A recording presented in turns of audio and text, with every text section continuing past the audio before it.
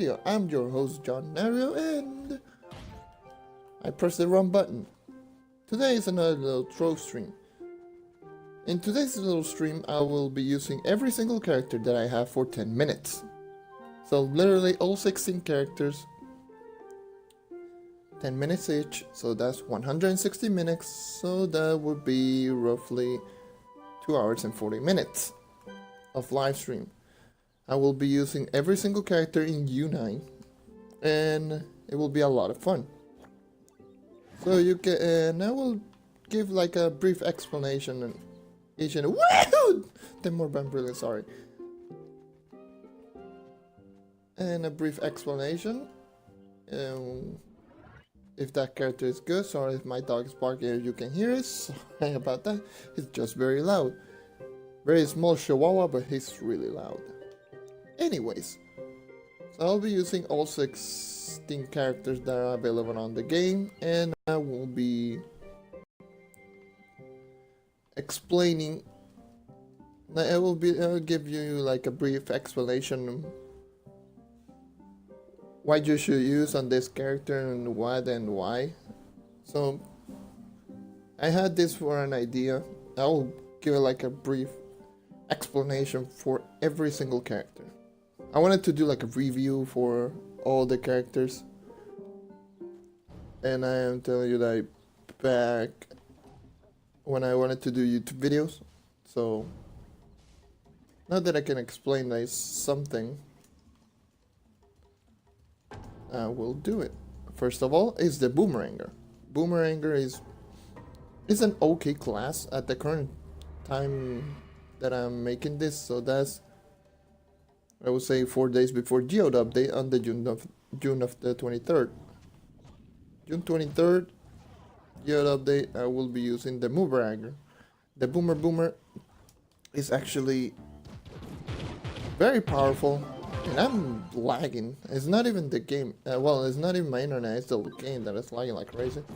Frame drop is just garbage, and my current, well, anyways, my current Boomeranger is at 17, pretty much 17.8 KPR. He's my lowest character that I have, and honestly, the character is not that bad.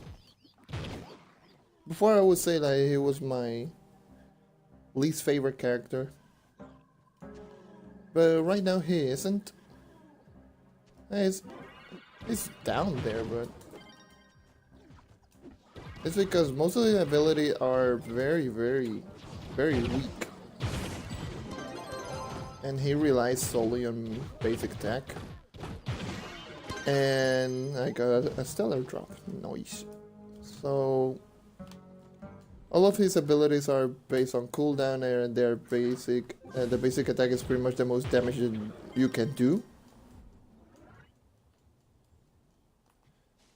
And I don't know, the abilities are pretty bad. The Bog Bond does like almost no damage. Like, look at that, 5 mil damage. That's, I believe, on 2.5 times multiplier or something like that. Like 2.5 times multiplier on an ability is pretty low.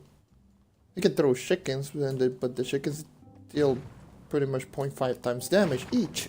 That's no. That's with class gem.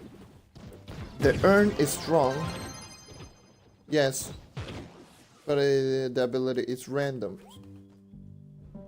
If you could throw the bomb version every single time, then yeah, this character would be a lot stronger. Oh boy, I'm fighting against a U9 dragon. So the Boomeranger is okay. He's a strong character, don't get me wrong, but he's not the best currently. Before I would say, yeah, those bombs deal a lot of damage, even though I missed.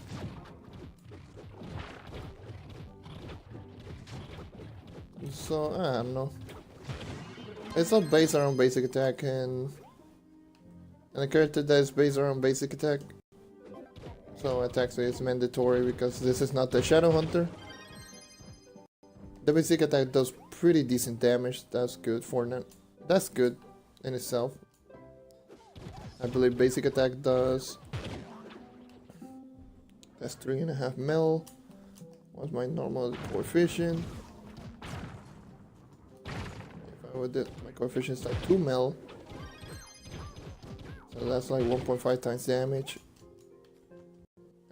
For the first two, and the spinny attack is same deal. It's 1.5 times damage times 6. Or times 5, I would say. The chicken's version of the urn deals a little bit more damage, which deal, I believe, at 1.5 times damage, and it is generally a good character. It's a good package, but it's not the best. You can main him, for sure, and a lot of people really do enjoy it from the looks of it. And yeah, so I don't know, man. Also, one thing that a lot of people might think is that the Boomeranger has a lot of knockback. From the looks of it, he doesn't. I don't know which update removed it, but you're seeing the monster flying around everywhere, because I am not. I'm not seeing him like flying around like an idiot. So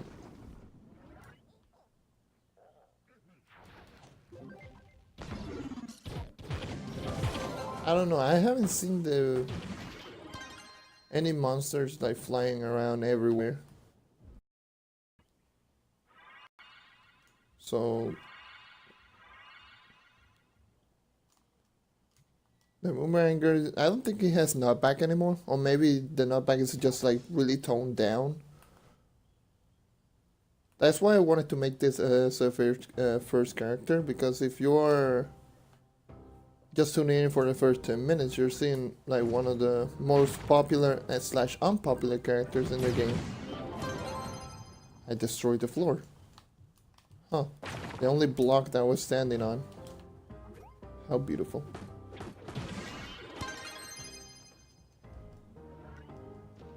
So what's my recommendation on this character? Critical damage and critical damage attack speed on all pieces of gear, because you're using basic attack and damage. Every single bit of your ability is on cooldown, so if you have the Burger ally, you can use him, but I don't mind. I don't mind using the Rat the Berserker. But if you can use the Burger ally on this character, go for it. I have Rat the Berserker, do I have the... No, yeah, I do have Rat the Berserker. But the Burger ally, that pretty much works as the Chloromancer Q-Flee. That ally also works with this character, since all of his abilities are based on cooldown. And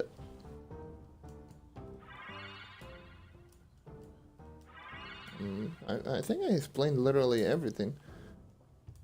Hope you're enjoying the current grind that I'm doing with the Boomeranger, since I will change it next up to the Chloro. It's almost 10 minutes, so I want to make this as a 10-minute with each and every single character.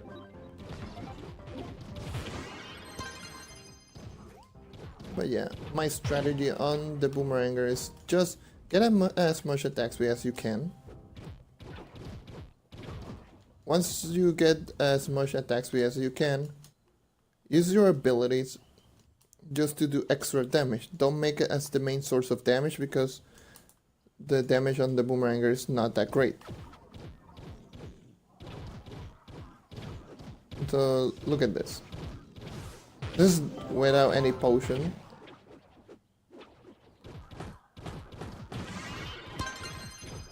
So if you're looking to main the Boomeranger, I would say use it.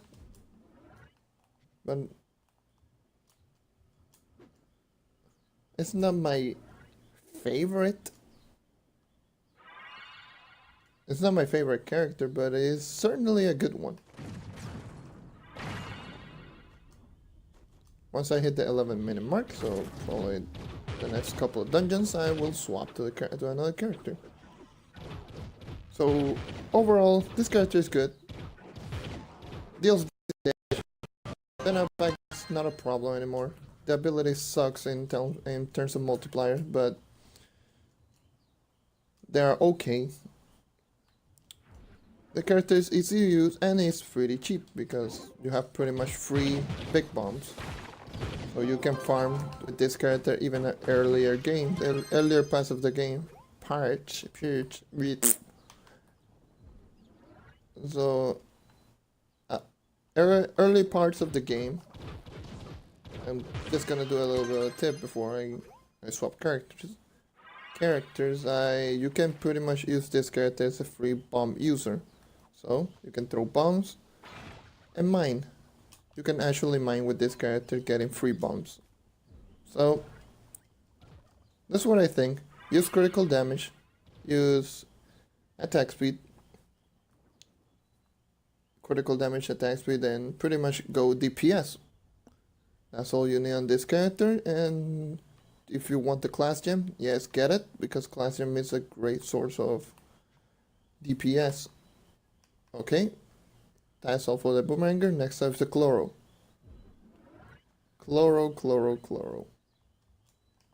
This character, I have like a soft spot for this character, but this character is kind of weak as well. But at the same time, he's not that weak. He's strong, he deals a lot of damage. But this is one of those characters that is based all around like waiting, like setting up.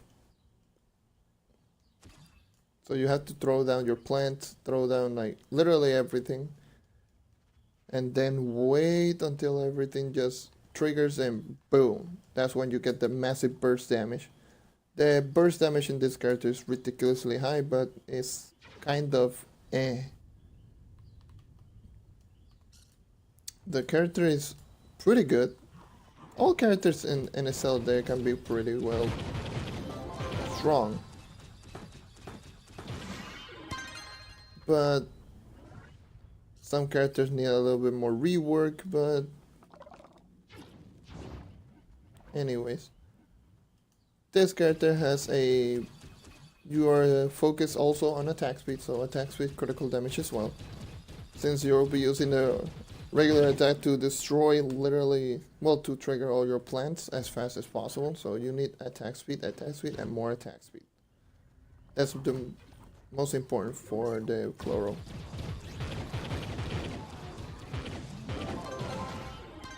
Since you want a lot of attack speed, you also want crit damage because you want to deal as much damage as possible. This is a 3-star.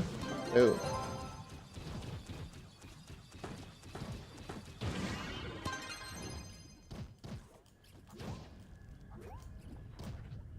I almost died.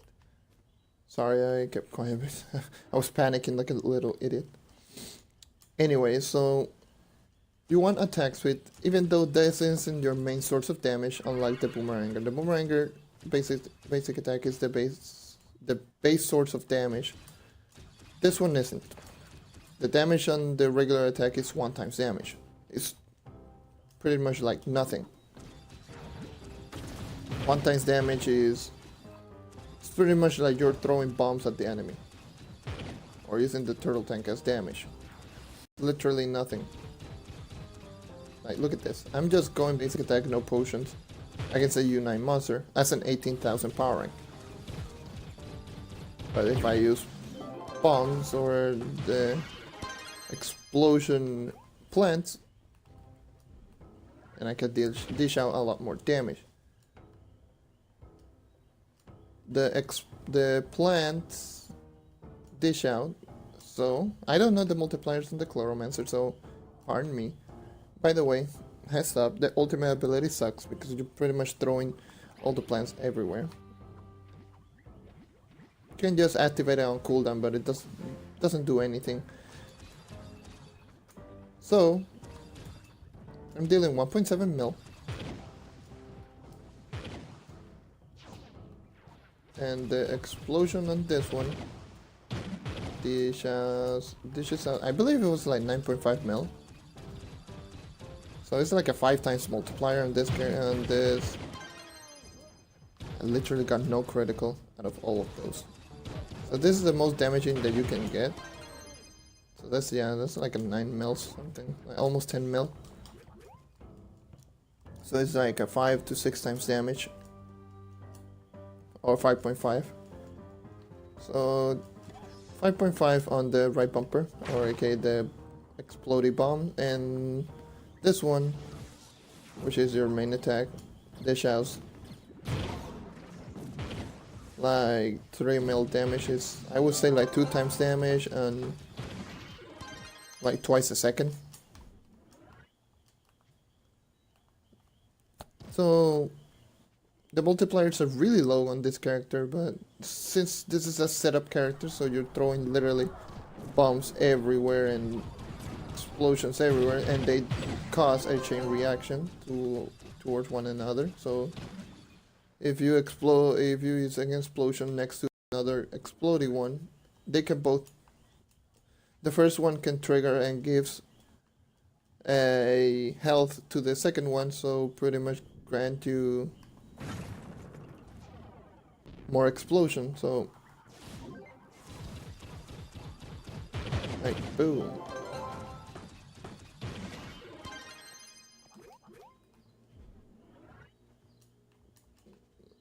So this character is alright. He has some really great burst damage and the class gem abilities. I forgot to mention the class gem ability. Very, very, very strong. Very strong. But the only bad thing is that it's random. I still haven't gotten one of them during the 10 minutes that I've been throwing plants literally everywhere. But the class gem, you're pretty much throwing like a shadow hunter. Let's see if I can get a trigger.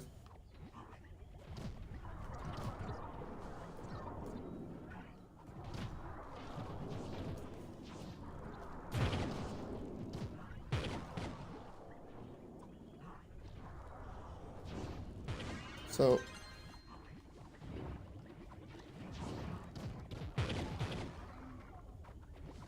there's a cactus, and it disappeared because the boss is right up there. I believe it's like an 8% chance of getting a cactus to trigger, which is dumb in my opinion.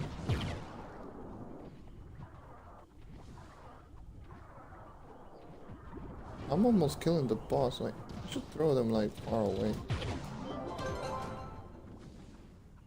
Oh. The boss died before then another cactus spawned. Anyways, the cactus does a hell of a lot of damage.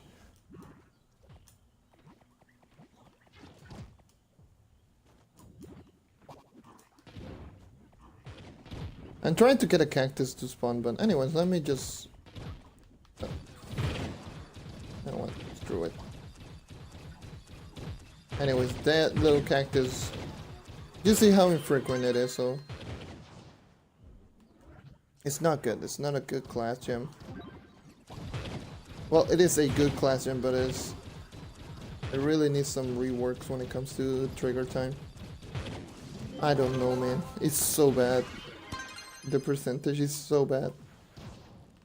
So the Chloro overview. The Chloro is a great character, but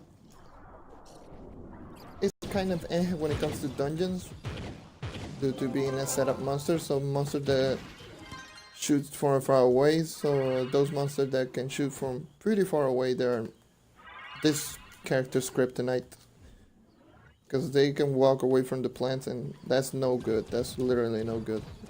You want them to stay on top of every single plant so they can take the most amount of damage.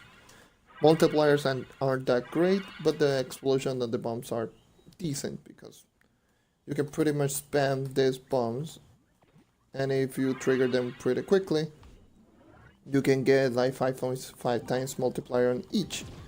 So one of them, literally one of them, can dish out a lot of damage, even though I didn't get a crit. There we go.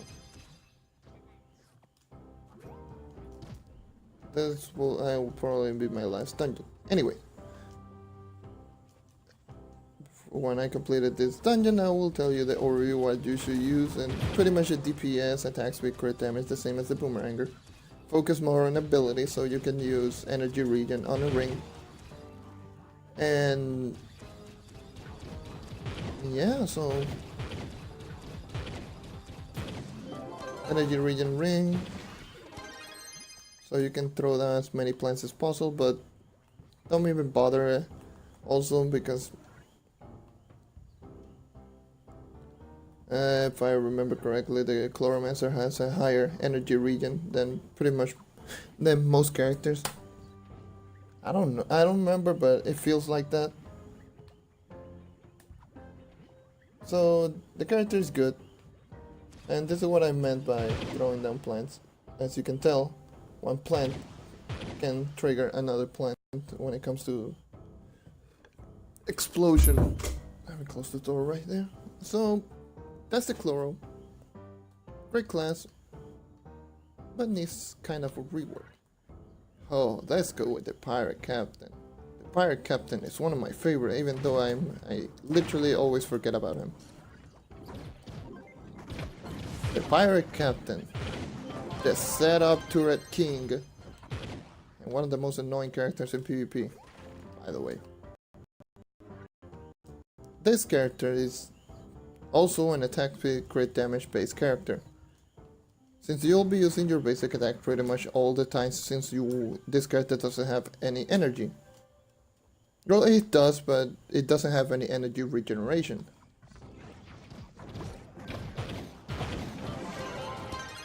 The character in itself deals way too much damage, especially his ult. This character's ult deals a lot of damage. It's ridiculous, but that's the thing. It's the ult, the only thing that does ridiculous amounts of damage. So this is one of those characters that is based mostly on ult. You can use it without ult, obviously, because the turret dish out quite a bit of damage. But when you're seeing this character shines is when you throw down the ult, the mortar, or whatever you want to call it. Like, look at this, just by itself. No potion. I'm not throwing anything else. It's killing a U9 boss, no problem. On an 18.2 KPR, this is U9, and you're seeing right there, this character dishes out a lot of damage. But since this one is like a turret-based character, it's like the Chloromancer, that is a setup character. So meaning, when it comes to dungeon grinding, it's not the best because you are throwing turrets like over and over and over. And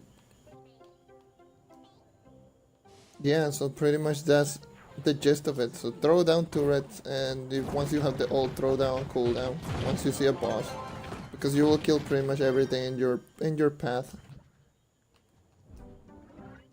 And the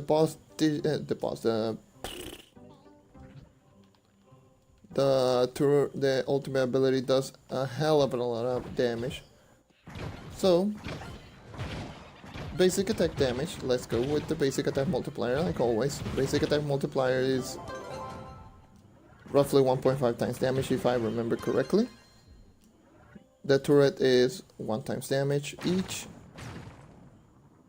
So basic attack, my basic attack is 2.5 mil. So let me change to my turtle tank. That's how you can check coefficient, by the way. And my turtle tank, my turtle tank is 1.67, well, almost 7, so it is almost 1 times damage. I would say like 1.01 times damage when it comes to each and every single individual turret. And my basic attack is like either a 1.5 or 1.25 times.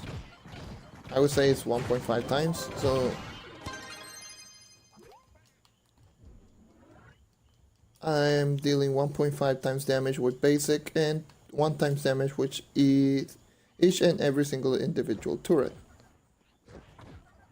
You should use them, you should get the class gem, just a heads up, because you pretty much are able to throw down 2 of those turrets, so pretty much you will be dealing 2 times damage with each and every single individual turret. If I remember correctly, if it levels up, the turret does a lot more damage, so it becomes from a 1 times damage to I believe a 4 times damage. So the turrets can dish out a lot of damage, and the rate of fire is a lot higher.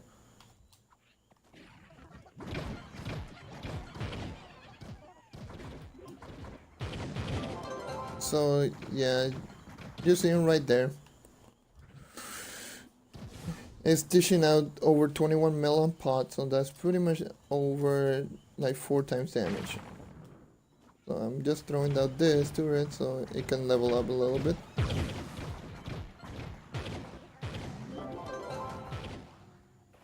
And that's the maximum that you will see. That's I believe that's like level 3 turret, and it will dish out like 4 times damage, and the rate of fire is a lot higher. The bombs in itself can dish out, let me see the multiplier, that's 2.2 mil, so that's roughly 3 times damage. So 3 times damage each and every single one. So 3 times damage on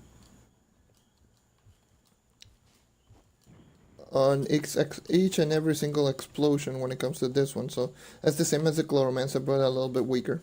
The Chloromancer is like 5.5 and this one is a 3. So you won't see more damage. But the big damage when it comes to this character is his ult. The ultimate ability.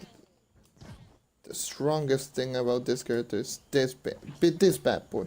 This is why this character is one of the best.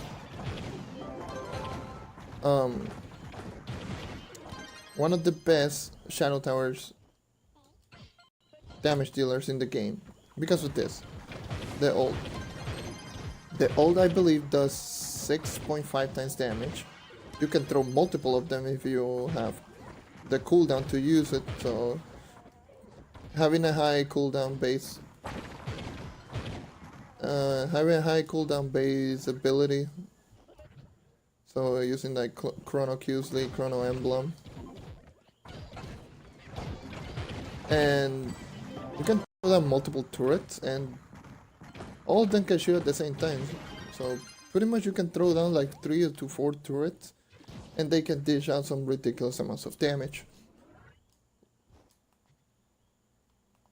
And so yeah, that's pretty much the bulk of the damage when it comes to this character. This character is attack speed, crit damage, since you'll be getting a lot of coins. And you will be pretty much jumping around like an idiot when your turrets are doing pretty much all the work. And you'll be getting coins so you can use it to throw down more decoys.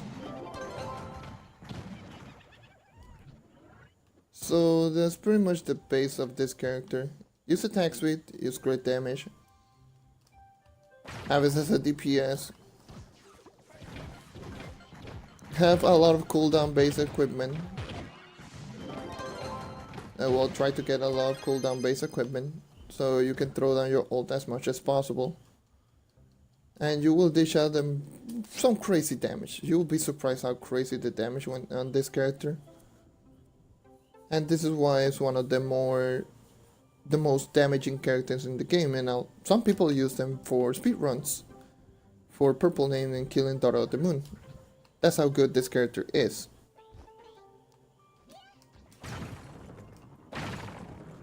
I will go to this dungeon and kill this boss. So as you're seeing right there, the turret pretty much did the most amount of damage. And the turret did, well, not the turret, the ultimate ability does the most amount of damage. It's ridiculous how good the turret is. So overall, this character is great. It's very, very powerful.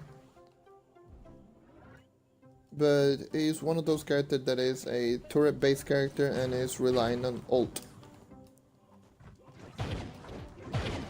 Because the ult is also has a pretty good AoE, unlike the normal turret. The normal turret is a single target. And the single target nature from the normal turret that randomly targets monsters is kind of eh. And honestly speaking, it's good, but it's not that good. The turrets, they can dish out pretty high damage, but they're not that great. So that's pretty much the Pirate Captain. It's been 10 minutes, and I can swap to another character now. Next, I believe it's like the Fate Trickster, so... yeah, that's the Pirate Captain. It's great, you can use him for pretty much anything but Unite.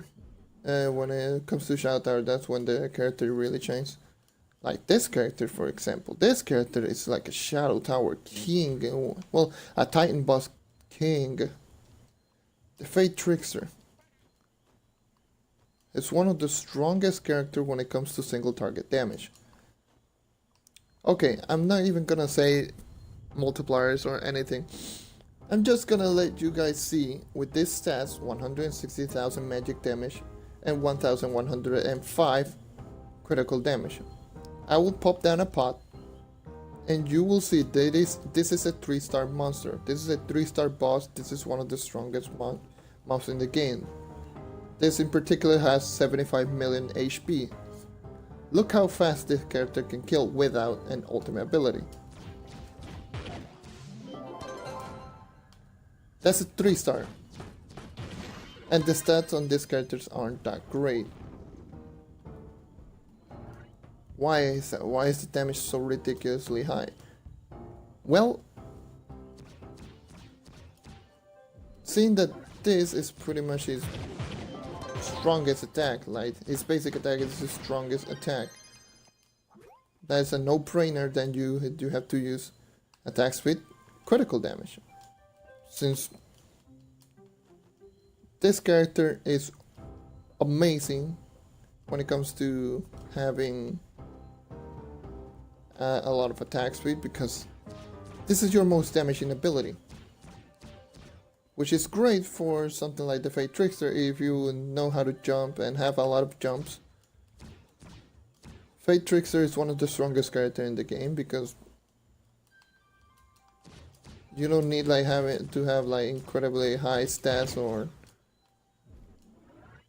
have a lot of stat that is incredible attack speed to work. So this is your gameplay ever since from level 1 all the way to end game. So this one I call this like the what if the Shadow Hunter does not have the class gem, because the Shadow Hunter is all about basic attack as well, but the non-class gem Shadow Hunter is a single target. So I don't know. Anyways, let's talk numbers. I'm pretty sure you're more interested in seeing numbers than just hearing me ramble like an idiot. So let's go coefficient time. What is the coefficient on my Fate Trickster? My coefficient is barely 2 mil, so like 1.9 mil. I'm dealing 11 mil on hit, so that's roughly 4.5 times damage each and every single basic attack when the passive ability is active. So if the Fate Trickster, well, let me read the Eagle Blast, so that's the passive ability. If the Trickster has taken no damage for 2 seconds, their basic attack deals bonus damage. I believe it goes from 1 times damage to a 4.5 times damage. The class gem is also a no-brainer because you're allowed to take 2 hits instead of 1, so it's a lot more forgiving. If you take a random hit, you can still maintain the bonus, and if you have cubic curtain, you can take even 3 hits. So Fate Trickster is great. Seeing that I'm pretty much shooting like 5 to 6 times a second, I'm dishing out 4.5 times 6. Let's say times 5. 4.5 times 5, that's like 22.5 times damage. That is close to the damage of the Neon Ninja per second. And that's pretty much around the same DPS that the Neon Ninja does. So the Neon Ninja does like 2. At maximum, if you have the timing correctly and you're throwing shurikens every second. That if you have more attack speed, you can throw the... Hello, Sanders boy. I'm doing like a little tutorial on every single character. So that's why you're hearing me ramble, because this is recorded and I will post this on YouTube later. So that's why you're hearing me ramble like an idiot. So pardon me.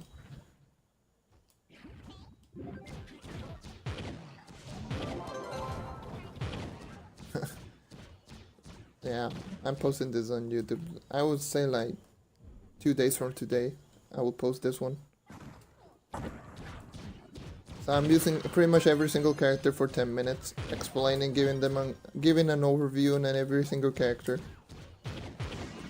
So I already did like the Boomeranger, the Chloromancer.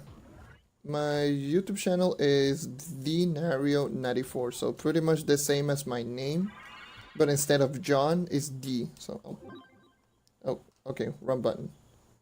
What is wrong with me? I don't know what I'm doing. I'm nervous, boy. There we go. So you're seeing right now on my global chat, that's my YouTube channel. Or you can type my name as well and you might find it. So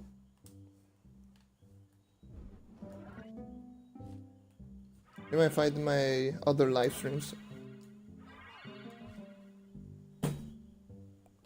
So anyways, moving on the Fate Trickster. I already talked about the damage, dealing 4.5 times damage on passive, so that's really great. It dishes out some amazing high damage. And next up is the Fate Bomb. The Fate Bomb deals 8.7 mil, so that's roughly 3 times damage. So my coefficient... No, that's like 4 times damage, so that means the basic attack is like 5.5 times damage instead. Whoa, that's a lot. So the basic attack is, I believe, 5.5 times damage, it's not 4.5. And the bomb is like a 4 times damage. So that's high, that's pretty high. Yes, that's me, Dino.Tamer.direct.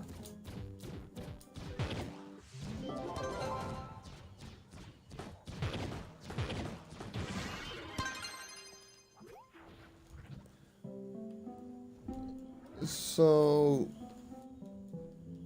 that's a lot of damage. When it comes to this character, that's a lot of damage. And this is pretty much the only crowd control ability that you have.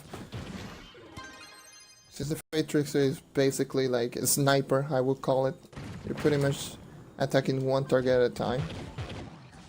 But you can use the Fate Bomb, 4 times damage. You can spam it as well, throwing it pretty quickly. And you can dish out some pretty nice damage. Some really good damage. Next up is...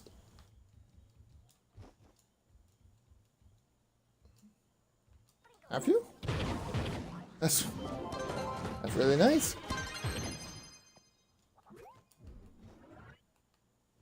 Well, anyway, next up is the ultimate ability.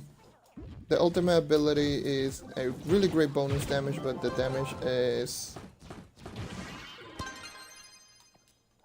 Since there's no damage numbers on the ultimate ability, I would assume is roughly... I would say, how much is it, like... Those 3 staff can dish out like 2 to 3 times damage. I believe it's like 1 times damage each, or 0.75 times damage each. There's no damage number, so I cannot confirm it. Oh, I got another stellar. So the Fight Trickster overview. Overall, this character is strong. It's very powerful, but it is mostly... It's better if you can use the teleport. I forgot to mention about the teleport, I'm an idiot. The teleport pretty much leaves the decoy, the decoy pretty much grants aggro on enemies. So you can throw the decoy and shoot them from the back. Thank you. Thank you, Sander Boys, for subbing my YouTube channel. And yeah, that's pretty much everything that you need to do about the Fate Trickster. It's all about basic attack. It's also another DPS. So attack speed, critical damage, and magic damage as well. And if you can maintain like range and attack with basic attack, you will be dealing a hell of a lot of damage. 5.5 times damage is no joke. So that's the Fate Trickster. Next up is my Tomb Racer. Oh boy, the Tomb Racer. I mentioned before that I had my least favorite character was my Boomeranger. Well, I mean way back. Right now it's this character. I don't like a lot of the Tomb Racer. It's not that he's bad, but he's like a weaker version of the Dracolyte at the current time. The only thing is that you're pretty much throwing down minions like crazy. The minions is not like the turrets or the plants from the Chloro. You pretty much are throwing all of your minions, and the minions are attacking literally everything, like a crazy bunch of people. Even though they don't dish out a lot of damage, you can still throw down 6 minions. So that's still a lot of damage. But anyways, let's talk numbers. Those minions can dish out, so they're dealing 1.1 mil each minion. So again, let's go to the turtle tank. The reason I'm using the turtle tank, I'll reiterate. The turtle tank deals 1 times damage on any of your highest stats. So if you have higher physical damage, that will deal 1 times damage based on your physical, and 1 times damage based on your magic dependent. Yeah, that's how you can check coefficient. So my coefficient is 1.4 mil, almost 1.5. So it means that the minions dish out, since they dish out 1.1 mil, that's like, alright Sanders, and 1.1 mil, that's like, I would say like 0.85, like 0.8 or 0.75 in multiplier. So that's good. That's really good because you can throw down 6 of them. 6, meaning that it can dish out 5.5 times damage. Basic attack damage is virtually nothing. I believe you're dealing like 0.3 times damage or 0.25 times damage, which with every single basic attack. And if you're in Banshee's Boon, you will be dealing 1 times damage. Again, Banshee's Boon. I don't know what's wrong with the Banshee, so let me go down into the mob. So the Banshee's Boon dish out. Welcome back, Sanders. So the Banshee's Boon can dish out like, how much is it? Like 0.6 times damage. So it's, as you're seeing right now, most of the Tomb Racer's abilities are really low damage. Basic attack are like 0.3 times damage. Minions that, all of them are like less than 1 times damage. Like compared to most characters, that's not good. That's really not good. But the real bulk of the damage comes from the ult. Right now I'm using like the lowest ult possible. I believe it dishes out, how much damage is it? Depending on how many minions. I think it's like, it goes to like 1 times damage.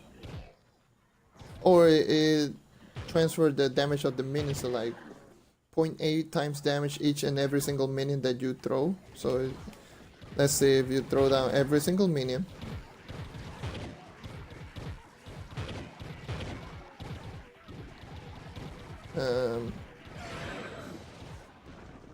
This dude can dish out some ridiculous amounts of damage. Like, look at that, 7 mil damage. That's not bad. That's like 6 to 7 times damage on one slap, I will call it.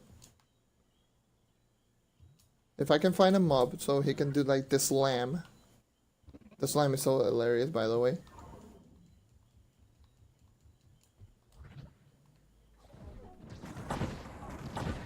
Oh. Thank you for the follow, Sanders. Do the smash! Damn it! It's not doing the smash. It's making me look bad. Do the smash! God damn it. It's not doing the smash, but the smash, I believe it does like 9 to 10 times damage. It's really high damage. The smash attack that this monster does, the Goliath. So you'll be throwing down a lot of what is this generation? So you'll be throwing down a lot of minions, activating your boon so you can heal out your minions so you can throw down the strongest Goliath. That's pretty much the gameplay of the Tomb Racer.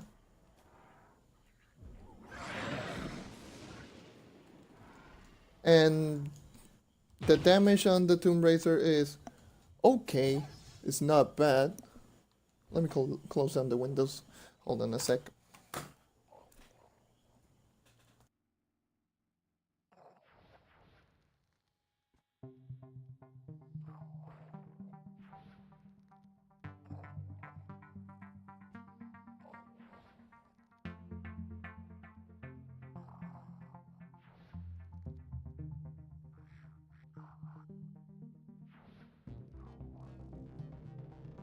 Okay, I'm back. I had to close down the windows and turn the AC on. Then, so anyways, as I was saying, the minions, you throw down pretty much every single minion. And then you throw down your ult, and pretty much that's how you can dish out the most amount of damage. Since this character is a setup character, like I said before, like the Pirate Captain, the Chloromancer, or pretty much most characters that you throw down a minion or a turret, it takes a while to dish out the most amount of damage possible. Alright, Sanders, good luck.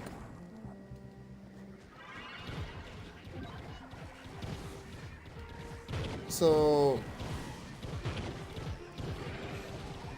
you want to throw down as many minions as you can so you can throw down your ult. Alright, look at this. Hold on a sec. Give me a moment.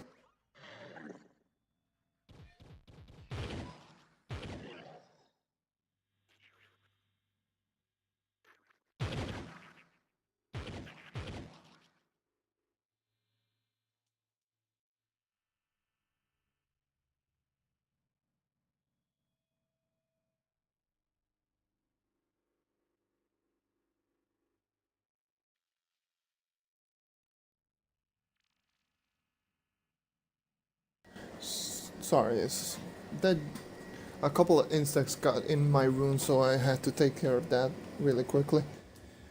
Oh, this one's gonna be a little bit longer for the Tomb Racer, so give it like a minute. I didn't say what stat you should be looking for. Since this is like the Dracolyte, there are two characters that don't use attack speed. Well, three of them if you include the Classian for the Shadow Hunter, but I'll explain that later. See, one of those insect gun was literally on my neck. What the hell?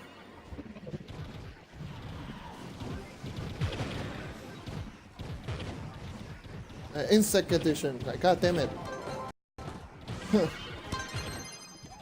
Like, holy macaroni on a cheesesteak. So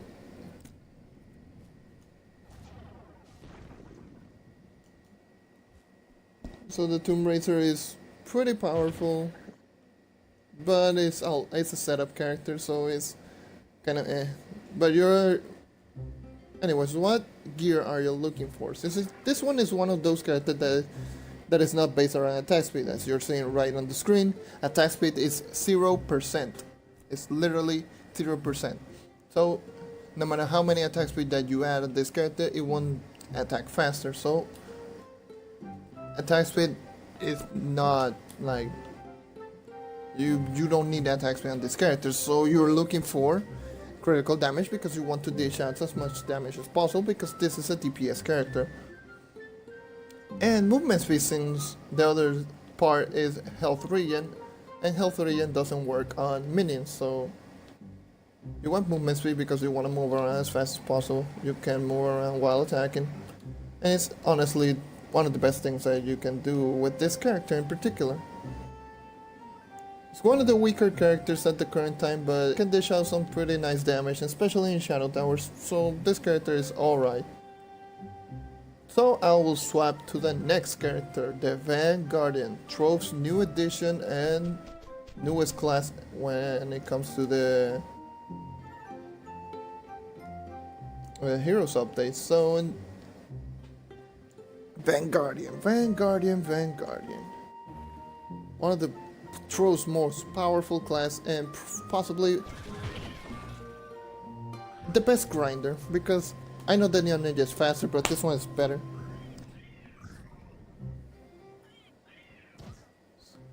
You heard that? That was me slapping my neck because one of them got in my neck. God damn it. I hate it. I hate when it rains, because that happens a lot.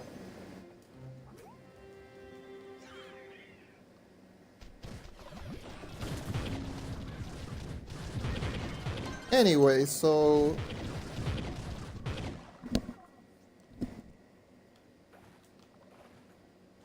a mob just stood there. I talked about this character quite a lot, so even though this will be more of a brief one, this character I can talk about the multipliers being really high. But this is one of those characters that you don't need critical damage, because the multipliers on these characters are so high without critical damage that you don't need critical damage. You actually don't need critical damage. Like, look at that. This is an 18.8k PR, 187,000 physical, and 1250 critical damage. And I'm capable of killing a U9 boss with a left trigger on I-beam laser. Oh yeah, before I forgot to tell about the class gem for the Tomb Racer. Just use it. It's the Banshee Spoon. It's the little Banshee that appears when I'm using the right bumper and heals up all the other minions. Just use it. It helps out a lot. So yeah, moving on. The class gem, or well, basic attack. Let's talk basic attack. Basic attack numbers. I've said this like a couple of times already. And the basic attack of this character is ridiculously high. My current coefficient is around 2.5 mil, if I remember correctly. Yes, 2.5 mil. Each and every single punch. I didn't want to use the potion because I didn't want to die.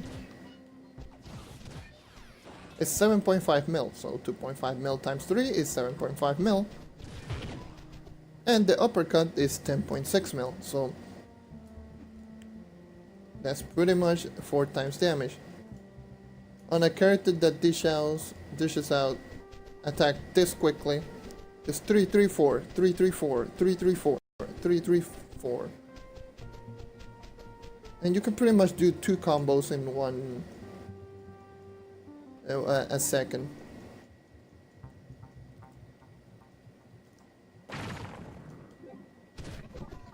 And you're seeing an 18.8 KPR pretty much destroying U9.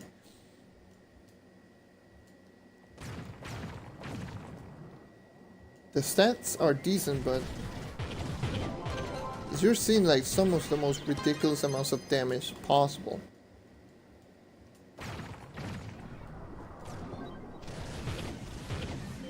It's really high.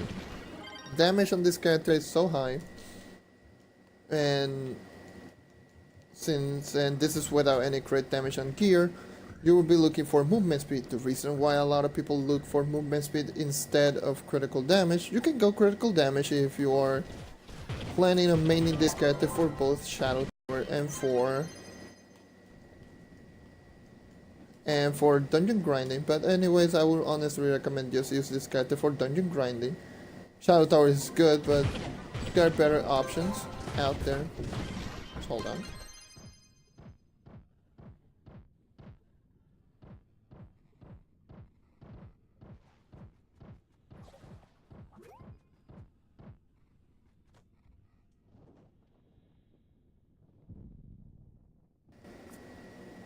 Okay, moving on. What was I gonna say? Oh yeah! The Vanguardian. Multipliers, really high. And the reason that a lot of people use movement speed is this little thing. That's a radiant. Right bumper ability. Or what I like to call it, the built-in pyro disc. This grants a bonus to the movement speed, I would say. Okay, I'm at 87 base, so that's maximum base movement speed. So let's see if it's percentage or if it is like a base movement speed buff. So it's 117, it's a 30 movement speed buff. So you get 30 plus to your movement speed when you're activating your right bumper ability, meaning that your character will be a lot faster. A 30%, 30 movement speed buff is quite a lot, and can dish out some extra damage. I would say like 2 times damage a second. So 2 times damage a second, and is honestly really good. Welcome back, Sanders. That grind was really fast. Just kidding.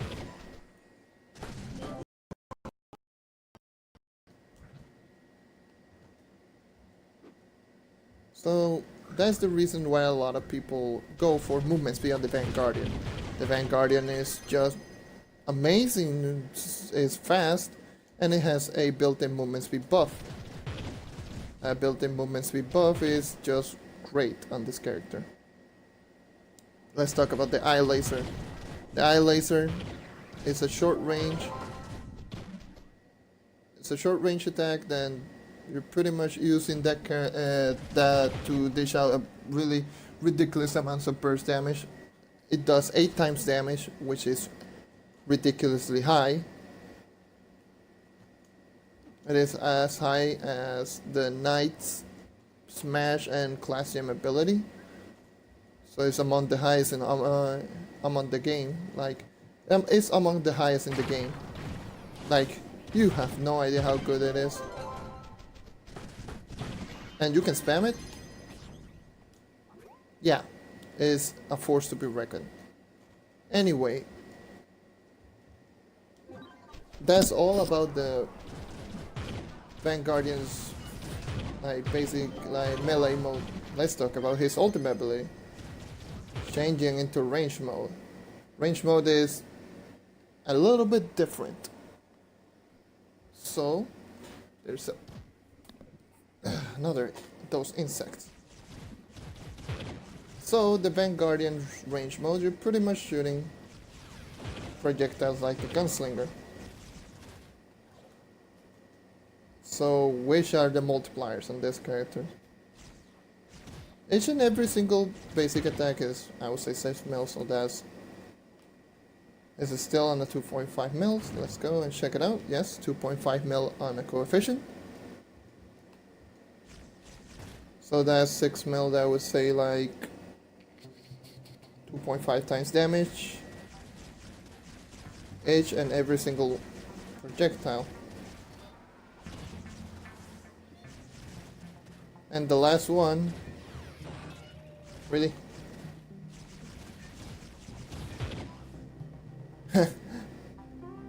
Hold on, that's 10 mil, so it's roughly also 4 times damage the last shot, so the fourth shot is 4 times damage and the other one is 2.5 times damage, so it's roughly the same damage. Hello Diamond, welcome. But the thing is that there's like a Hadouken variant. I like to call it the Hadouken, but you get this ability in itself deals like 6.5 times damage or 7 times damage, I don't remember. And it has a attack speed buff. Unlike the melee mode has a movement speed buff that dishes a little bit extra damage. This one has an attack speed buff, which pretty much makes your basic attack deal the same amount of damage as the melee mode, except the last shot. The last shot, I believe it does 5 times damage, and the other 3 deals out 3 times damage. And it also grants an attack speed buff. And one little cool thing that you can do is pretty much activate this special ability, go into melee mode, and you can have literally both buffed at the same time. So Vanguardian is really good. Has some really nice multiplier. I would honestly recommend going attack speed, movement speed on this character because you don't need crit damage.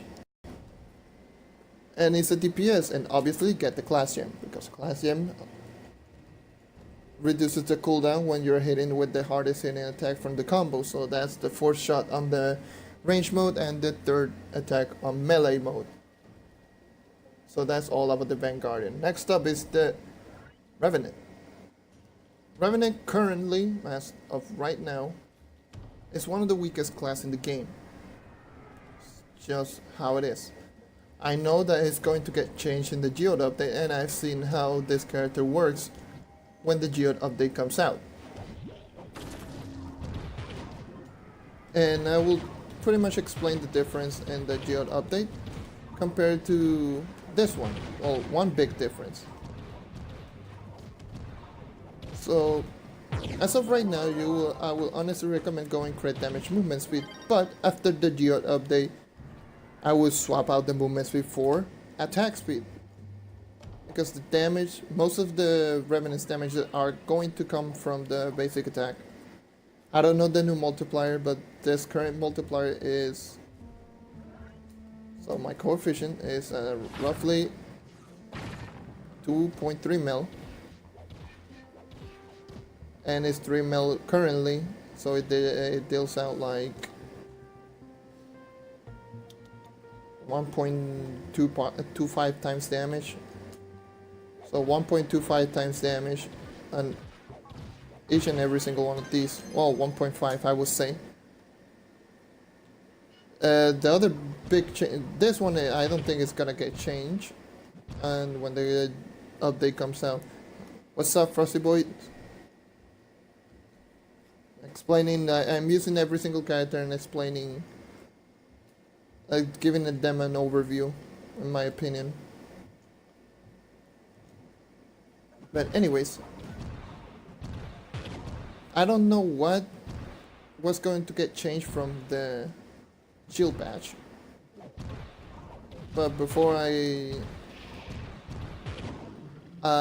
said anything about the shield badge, get the class gem.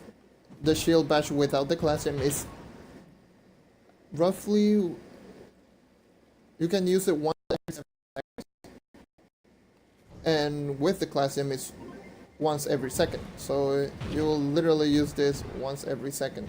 There's a 1 second cooldown. On an ability that dishes out like 6.5 times damage or 7 times damage. I don't remember. It's honestly one of the strongest ability in the game. I almost died. That was fun. So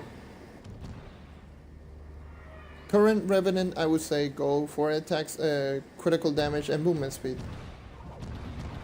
So if you have more critical damage, I'm trying to go as like an order. Neon, so my lowest character from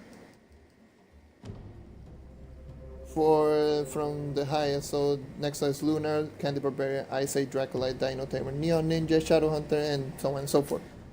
And let's talk about the right bumper. Thank you for bringing that up, Diamond. The right bumper. Currently, I think it's based around your health. I think it's like 2 to 2.5 times damage based around how much health do you have. So once the update comes out, the geode update, this ability is going to be toggled. That is the big change that the Revenant is gonna get. This one's gonna get toggled, so you can press the button and the ability will keep going on and on, so you don't have to hold it down. And it won't do the animation anymore. And one more thing is it will be based around your physical damage after the update. So you can do this and do a regular attack with this activated. So the Revenant is all about doing this and going basic attack after the update. So that's why attack speed is mandatory after geode update comes out. This Tuesday, by the way. It's like 4 days away. It's ridiculous. And let's go with the Revenant's second life. So the Revenant's second life, so that's pretty much his passive ability. Once he dies, he gets a minion that spawns for him. So he also gets a 50% damage buff. I don't know what's gonna get changed from the update. The only thing I do know is about the increasing damage to the basic attack and the toggle on and off ability from it. And I think the ultimate gets like a range buff or something like that. Alright, Frosty, have a good one. So the Revenant's ultimate ability, I think it does like 2 times damage. And thank you. Let me see, I'm just gonna check it out. This one deals like 7.5 times damage.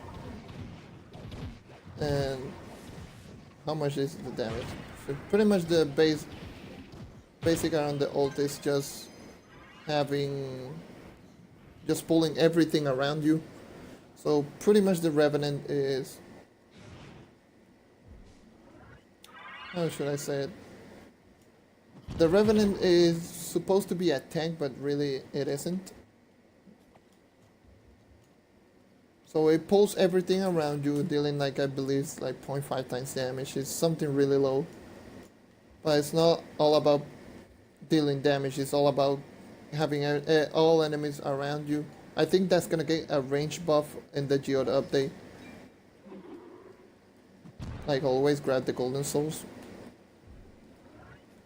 And so yeah, that's pretty much all around the Revenant. Currently, you should use attack speed. Well, movement speed, crit damage, but once the update comes out in 4 days, on the 26th of June, go attack speed, because you will be using this more often. I will use the character once the update comes out, so I will check it out. How it works, how it turns out. But from what I've seen, that's all I've seen. As well, my opinion. My opinion can change. So I don't know.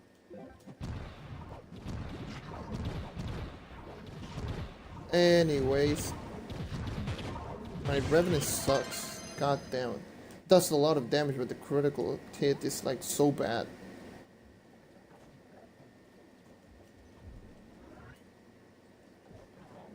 So, anyways, moving on from like the Revenant is, I'll tell pretty much everything. Get the class gem, because that's pretty much all the damage that you'll be dealing.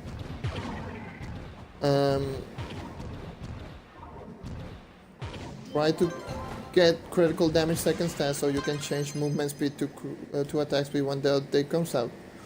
Multipliers is 7 times on the right trigger. Well, left trigger, I would say.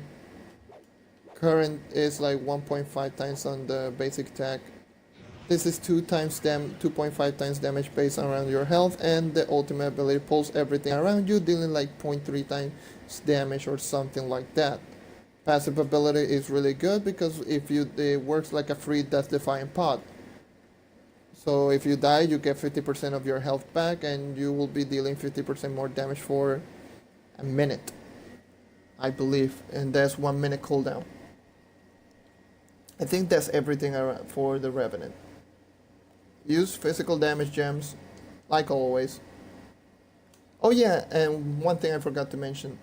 Revenant, after the update, is gonna get a increase to his lifesteal gain. So he will get a lot of lifesteal on attacks. So he will have a lot of survivability. Next up, the speedy cat known as the Neon Ninja. What? Lunar Lancer.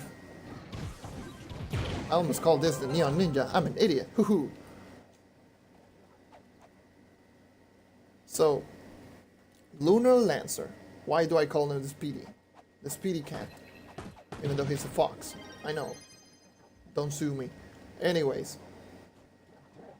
The reason I call this one a Speedy is because this character has a higher base movement speed than pretty much every character in the game. That's just how it is. The only two characters that has higher than base movement speed are the Lunar Lancer and the Neon Ninja.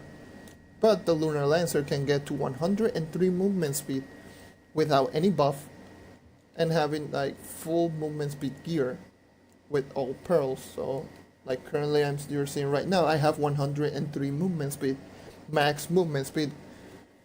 That is without any buff, anything whatsoever. Also, the Lunar Lancer has a 30% bonus to physical damage, so that's also a good thing. So the Lunar Lancer is a great beginner's class. It's one of the fastest grinder in the game, but it's one of the weaker characters when it comes to doing shadow towers. So only get this. I don't know why the dungeon is so dark. Why is the dungeon so dark? I have no idea. So weird. I hate that glitch. I really do. So the Lunar Lancer. The Lunar Lancer's multiplier is as follows. Currently, my current coefficient is 2.6 mil. So basic attack is 1 times damage. This one, I believe it does 4.5 times damage times 2. Every time you press a button, each and every single swing deals 4.5 times damage, so a total of 9 times damage, which is second highest single button press, I would say, ability in the entire game. It's not the highest when it comes to each hit, but 9 times damage doesn't go higher than that is the Neon Ninja Shuriken. We'll get into that later on when I talk about the Neon Ninja. Because the Neon Ninja is a little bit more complicated, believe it or not. So the multiplier on this character is 1 times damage, 4.5 times damage each and every single swing. This one deals 1 times damage each time you use the hook. The hook is pretty much useless unless you're pretty much like going into a dungeon and just press here and use. That's, by the way, that was a nice bomb. You can go into a dungeon, just throw down a spear so you can go faster. So yeah, that's pretty much the only useful thing about the Lunar Lancer's hook.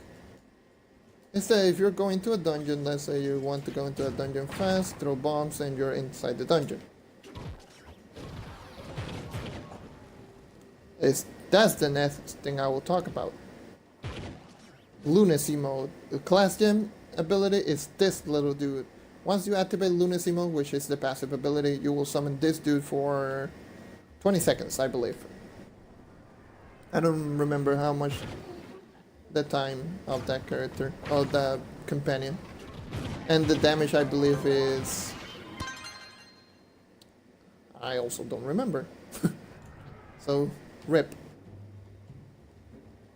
I would say like 3 times damage each hit. So it's a little nice extra damage. So it's not, I will honestly go like, it's not recommended, but at the same time, whatever, just use it.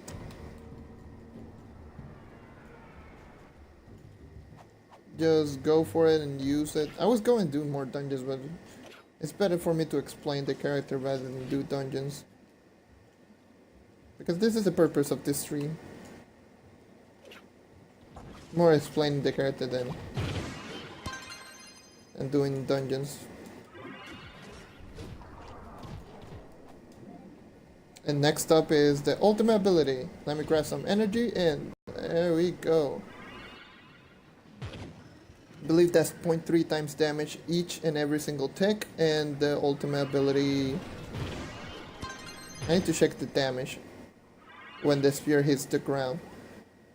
So the spear, when it hits the ground, is really powerful. It's really high. Before I get the cooldown, let's talk about the lunacy mode. So lunacy mode is it's this character's special ability. So passive ability, I would say. You will get I believe it's a 10 movement speed buff, and you will get a 10% to your damage. 10 to 15% damage buff, and you will become a big giant freak, and you will deal a lot more damage and you will be faster. So it's really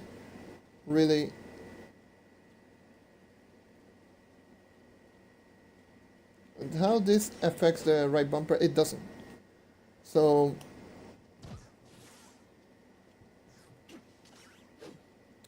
let's talk about, say if you are talking about how this, well, the ultimate ability affects this. It doesn't affect that. It doesn't affect the right bumper in any single way. The thing is, this ability right here, from the looks of it, deals 5 times damage when it hits. So you won't be dealing that much damage. You will be, I believe you will be dealing, I think it does 4 times damage. I don't think it's 4.5 anyways. I think this one is 4 times damage. I remember. I really don't remember.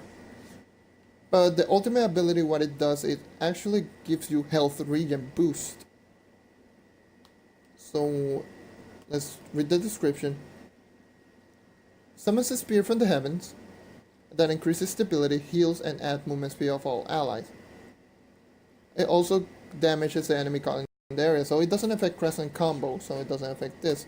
It just gives you health regen, a little bit movement speed buff, and more stability, so you don't get knocked around everywhere. Using this ability is great to do like a combination with Crescent Combo, because you can throw down your ult and before the ult lands you can actually do this. No, it doesn't allow you to hit enemy from far away. The range is still the same, it doesn't affect anything in any way, shape or form. You can combo into it, but you won't get more damage, more range, more anything. You will be dealing the same damage and you will be dealing the same thing. So it doesn't affect in any way, shape or form. But like I said, it's really good. It's a really good combo for this character. So you can do this and pretty much throw your ultimate ability at the same time. You can do one swing of the Crescent Combo and hit both of them at the same time. That's how you can do the fastest killing dungeon when it comes to Lunar Lancer. If you had ult, you throw down the ult and do one swing from the Crescent Combo and you're done, and you can kill a boss no problem. Anyways, so what's my recommendation when it comes to gear? Critical damage, movement speed. The reason why I go movement speed instead of attack speed is that, first of all, like I said, attack speed is 1 times damage. So you're pretty much doing like no damage. Welcome back, Senders. So Lunar Lancer, you will be dealing 1 times damage each and every single hit. Second, basic attack doesn't affect like your movement speed. That's also a little fun fact. But basic attack are really bad. I'm just gonna say that much. Doesn't have much arc to it. It's like straight. Secondly, like I said, Lunar Lancer has a higher than average base movement speed, so you can get to 103 movement speed with this. That is faster than Wings, if you didn't know. And one more thing is that you will be pretty much spamming this over and over again. So having energy regen is actually really good on Lunar Lancer, but I will honestly recommend it on ring instead of getting it on your weapon. So getting energy regen ring will solve out most of the problems, because you will pretty much be using this, the Crescent Combo, which that is not affected by attack speed. It's an ability, it's not affected by attack speed. So keep that in mind. So that's my Lunar Lancer, though. That's a Lunar Lancer 19,000 power rank. Anyways, moving on. Candy Barbarian. Oh boy, this is gonna be rough. The reason why I tell this is gonna be rough is my candy bar sucks. My candy bar really sucks. So I could talk with this character a little bit faster. I'm looking for a... Since I'm staying here in my house, so let's keep moving on. So my Candy Barbarian currently has a coefficient of 400k, so 400,000. Let's talk about the Candy Barbarian really quick.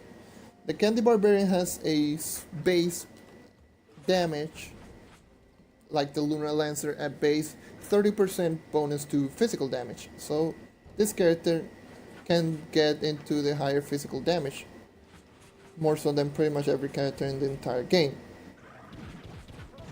This character's basic attack deals 1.85 times damage. I believe is, if I remember correctly, it's like 1.85 times damage each and every single swing. So that's really good, really good.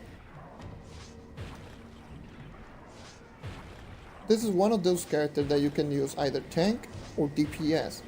I'm currently going tank, but I'm actually getting some DPS gem on this character, like I've said in the couple of last live stream, that I've been looking for more gems so I could give it to this character. So currently still have a full set of red gems and 1 empowered blue.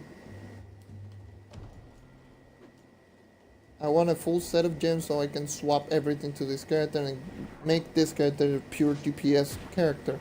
Because this character on DPS is really great. Let's talk about class gem first. This is the class gem. If you hold down right bumper or your leap button, you pretty much get the Revenant's ult, but you cannot do anything, so you can pull pretty much any enemy with you. See? And the leap itself does 4.5 times damage. This one deals 4.5 times damage, so there you go. The spinny attack. The spinny attack from the Candy Barbarian. If I get some energy, thank you. The spinny does, I believe, 6.5 times damage. And that's one of those abilities which you can spam it over and over again. It deals a little bit of a knockback damage, but you can actually spam this ability really fast. So 6.5 times damage is really great. So if you're seeing right now, the Candy Barbarian has some really high multipliers. 6.5 times damage on an ability that you can spam. 30% bonus, excuse me by the way. 30% bonus to base physical damage. 1.85 times damage on basic attack. And 4.5 times damage on a leap. That also works with the normal leap. Without the class gem. It deals the same damage by the way. But the class gem, you cannot move. The normal leap, actually you can leap forward like a maniac. And it's one of the most fun things you can do. If you're using a DPS Candy Barbarian, then you'll be dealing some hefty damage. So the Candy Barbarian, I'm talking briefly and I'm not doing any dungeons because this is my tank. I use this as a tank character, so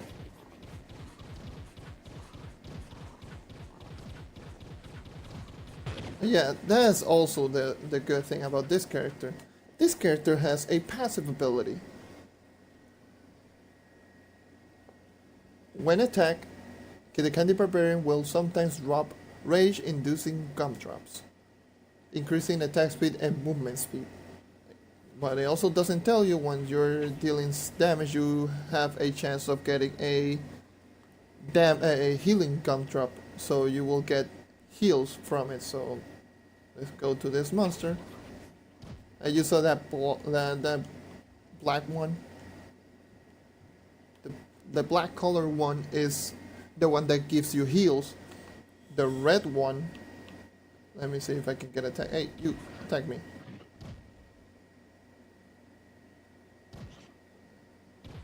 Attack me. Yeah, that red one gives you attack speed buff, so you can attack a lot faster. You have, I believe, an let me see the attack speed. My attack speed is 223, so it goes 100% extra. So I'm attacking at maximum attack speed over 300%. So 300% is the maximum that you can get.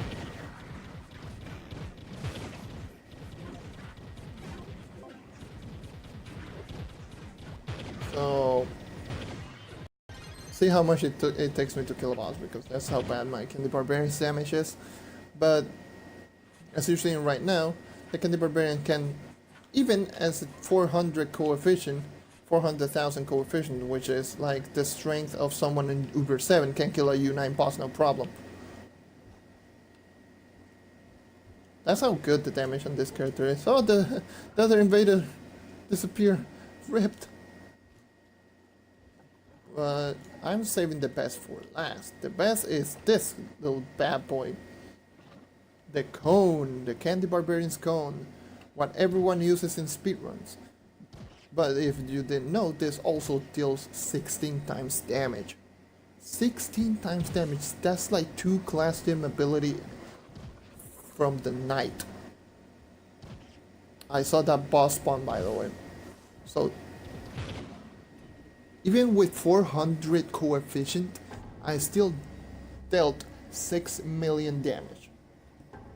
No potions, by the way. So with a potion, with this stats, I can dish out over 14 mil, something ridiculous like that. And this is the stats of someone, I was saying, someone of 2.7k power rank. This is like Uber 7 Candy Barbarian stats. And I'm dishing out 60 mil damage with that ability alone. That's how strong this ability actually is. Also, it gives out your party member both gumdrops. So the healing gumdrop gives out several of them, so you can heal to 100%, and everyone around you heals to 100% as well. And they get 100% more attack speed. So they get 100% attack speed, and they get literally all the passive ability that the Candy Barbarian gets. The reason it's so good is a lot of class, the strongest class, require attack speed. Fate Trickster, Dino Tamer, and the ever so popular Gunslinger. The Gunslinger gets a ridiculous amount of buff since the class gem on the Gunslinger.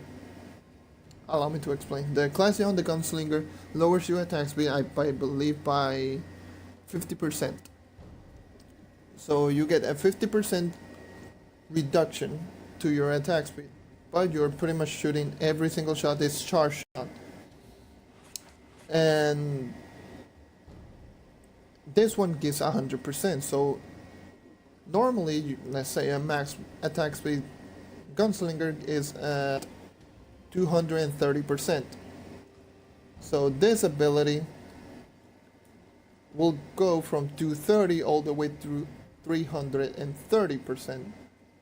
So it will have a 30% extra attack speed, because if you didn't know, there's an attack speed cap. If you're over 300%, you won't attack any faster, so 300% is the maximum.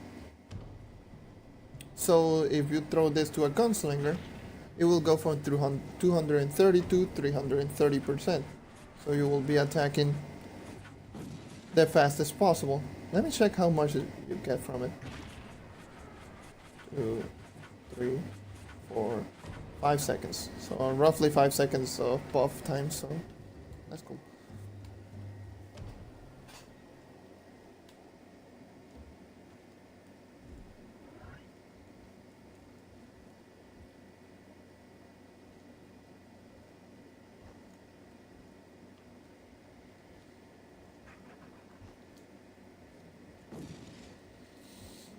So 5 second cooldown, well 5 second like buff time. So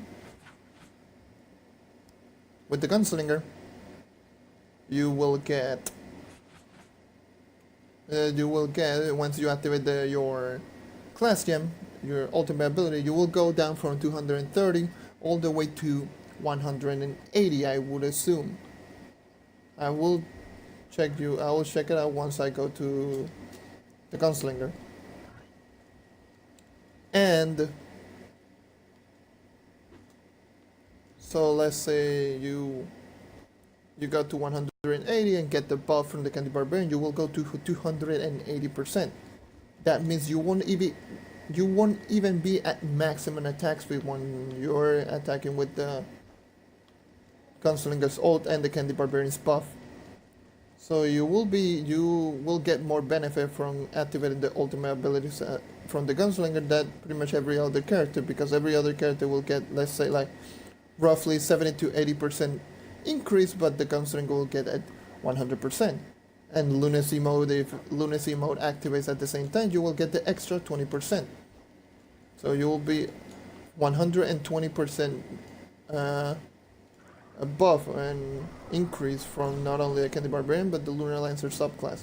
I will talk about all the subclass in a later portion, later stream, another stream, but that's pretty much it from the Candy Barbarian. This cone is not only a great damaging ability, but it's also a great support ability. So that's all about the Candy Barbarian. Attack speed, critical damage, like always, if you're going DPS, and maximum health, and attack speed if you're going full tank. That's all I have to say. Candy Barbarian is a physical damage character. Oh boy, let's go with the one with the weirdest character, I would say, in the game. Ice Sage. Ice Sage is such a great character. It's a very underrated one at that. I believe the Ice Sage basic attack does 1 times damage, so that's around my coefficient with the 10% buff. So my coefficient is like 1.9 mil and 2.1 mil if I have the buff, the 10% buff. So you know what this means. Having a really low coefficient means that it is not always a good thing to have attack speed. Let's talk about this bad boy right here. Let's talk about the normal, like the normal one. Since I don't have it, and I cannot show you, the normal icicle shard that you throw in this guy does 2.5 times damage, and you can spam it like crazy. This, on the other hand, does 1.75 times damage times 3, so it dishes out more DPS than the other one. I believe it's 2 times damage. No, 2.5 times damage. Is it 2.5 times damage? Because I'm dealing 5.8. I think it's 2.5. So yeah, each and every single one is 2.5, and icicle shard from this guy, I believe, is a little bit more damaging. I don't remember the damage numbers on the other one. I think it's higher, I know that, but this is the Ice Sage. Why do I say this class is so good? A lot of people use this character for tanking, but I would honestly recommend use this for a speed farmer. What? Nani? Why is that? As you're seeing right now, I can kill bosses really quickly. So the Ice Sage is powerful and has some really good potential of being one of the strongest characters in the entire game. Not to mention one of the fastest characters when it comes to speed farming. What? I'm going crazy, right? No. As you're seeing right now, the dodge ability on this character is great. I'm not losing any momentum, and this shield gives out a 10 movement speed buff, so 10 movement speed towards your normal base movement speed, so you will be going even faster than a base movement speed Neon Ninja if you have this buff all the time. Combine that with a 2.5 times ability times 3, so that's 7.5 times damage. That is really high.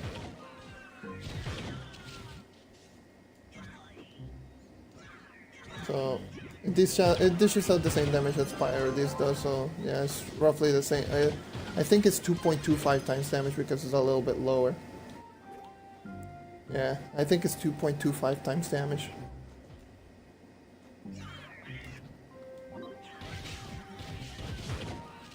And having a 2.25 times damage times 3, so that's pretty much like 6.75 times damage on every single of these, which you can spam it, by the way, and it doesn't require a lot of energy.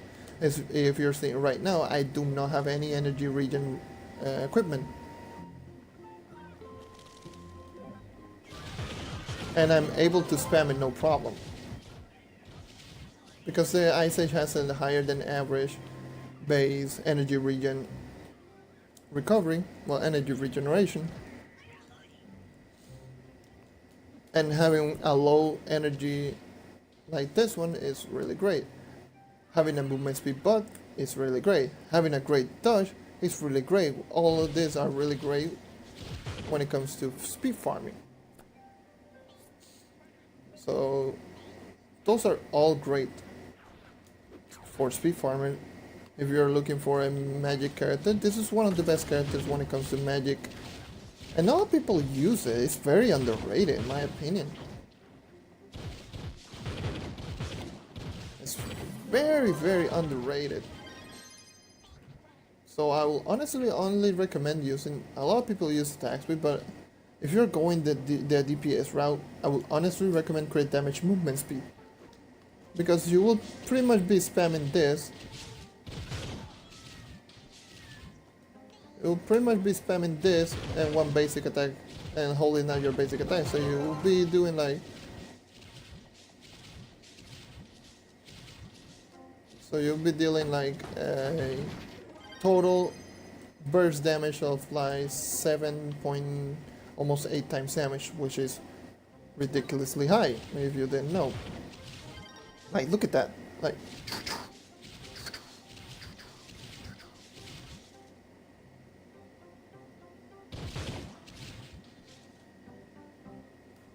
just hold down your basic attack button, which by the way doesn't slow you down in the slightest. It only slows you down by a little bit. I don't think it slows you down in the slightest, so.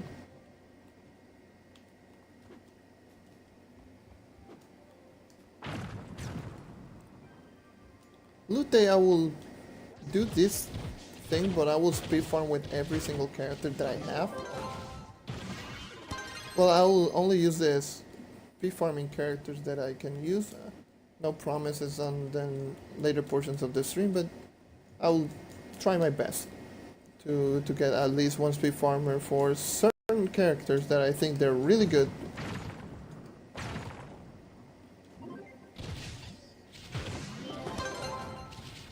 But this character is really great. It's really strong. It's really fast. So, and it can be really efficient. So you're moving at a faster than average movement speed. I'm not showing it. It doesn't look as fast because I don't have max movement speed gear. I'm still missing like six movement speed or something like that. So I could be going like a 97 movement speed as a maximum movement speed. So I apologize, I cannot show that. But as you're seeing right there, I pretty much one-shot the boss, activate the ability, and can go into another dungeon. Have this, kill, after the buff again because I don't care.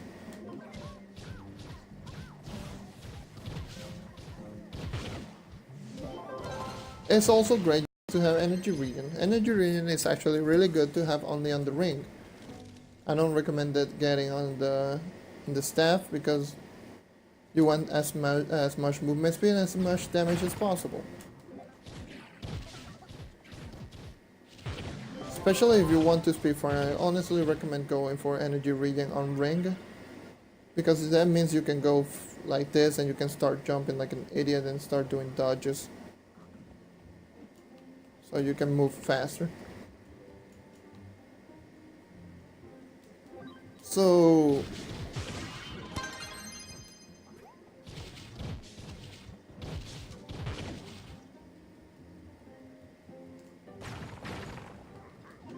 that's the Ice Age. That's pretty much all I have to say about the Ice Age. And the reason I didn't talk about the ultimate ability is because the ultimate ability is kind of eh. You activate the ultimate ability. The ultimate ability in itself deals, I believe it's like a little damage extra. Like, I don't remember the actual number. I would say it's like 3 times damage. But every single ability that you activate deals a bonus of 25%. I think it is 25% bonus damage to every single ability that you activate after when the enemy is frozen. So excuse me. So 25% bonus to every single damage, and you dish out like an extra 3 times damage So it's really good. It's really good for burst damage. So if you activate something like this, I'm attacking twice, so you're seeing 3.7 mil. If you didn't remember, that's my ability. So it's like a 2 times damage, a total 2 times damage. So or 1.85 times damage, which is really low. It's not a good damage, but it's a great damage bump. But for the most part, not a lot of people use the Ice Sage ult, even though you should use it, especially if you're going for solo ultra towers with the Ice Age. Yeah, you at least like doing shadow dungeons and you freeze up the monster and start doing this so you can dish out 25% bonus damage, which is good. As well, this one is a DPS character. You can use it as a tank. A lot of people use it as a tank because this ability, pretty much with this character, you can tank Dread easily as well. You can pretty much do basic attack and slow everyone down. This is one of the good things about the Ice Age. Against Titan bosses, you can shoot them and slow them down. So you can go in a circle and start like shooting him, and he will go, and the Titan boss will go really slowly. So that's why it's so good against Dread. So you can pretty much do this, go in circles, while letting Dreadnought really slow. And so doing something like this. And if Dreadnought takes down your shield, which only gets deactivated if you take 10% or more, 10% of your health as damage. I think it's 10% or 20. Is it 10 or 20? Yeah, increasing movement speed, damage, and attack speed. So also it will increase attack speed. That's something I didn't know. I think it's like 10 to 20%. I think it's like 20%, something like that. Any damaging attack that would do more than 10% of the Ice Age as maximum damage will be a sword, and it will break the shield. So the next attack that will be like 10% bonus damage, or 10% to your maximum health, it will break the shield. So DPS Ice Age will feel it because they have to activate it literally every time. Next up is the ever so popular Dracolyte. Dracolyte. You have seen me use this character a lot. You see me use this character like quite a lot, especially in the fire worlds. Why is that? This character has a passive ability with that pretty much you will take like pretty low damage when it comes to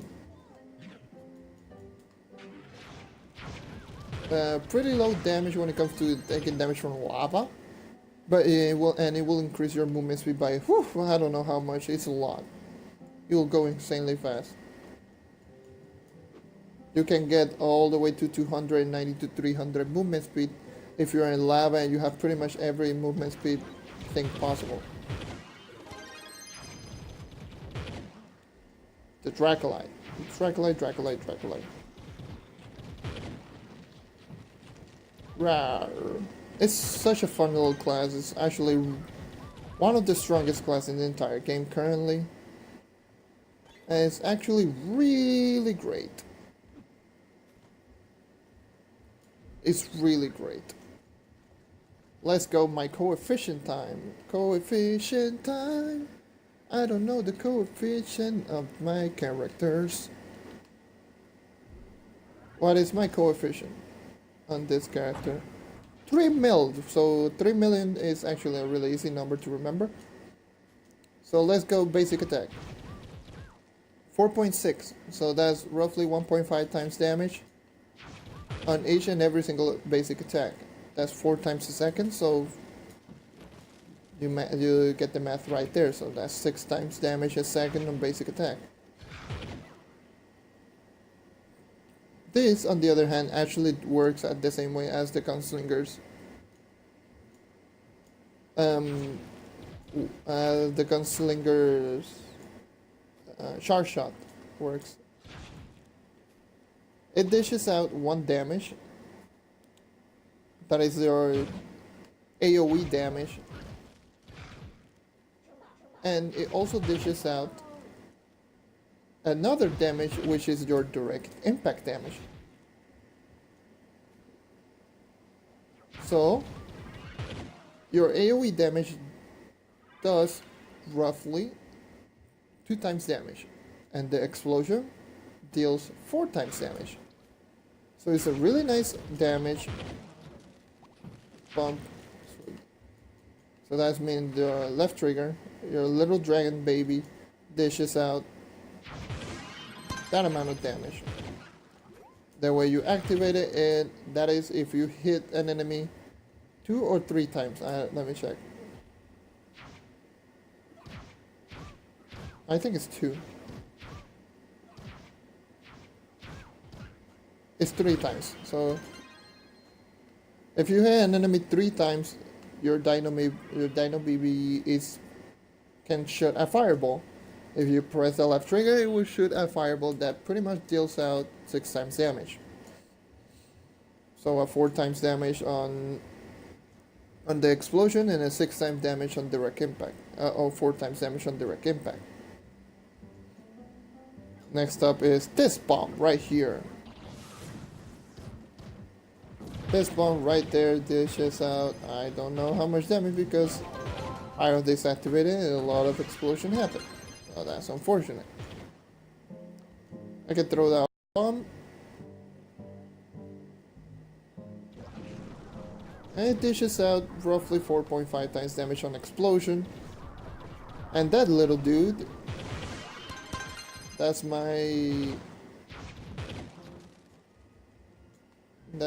like my Dino baby.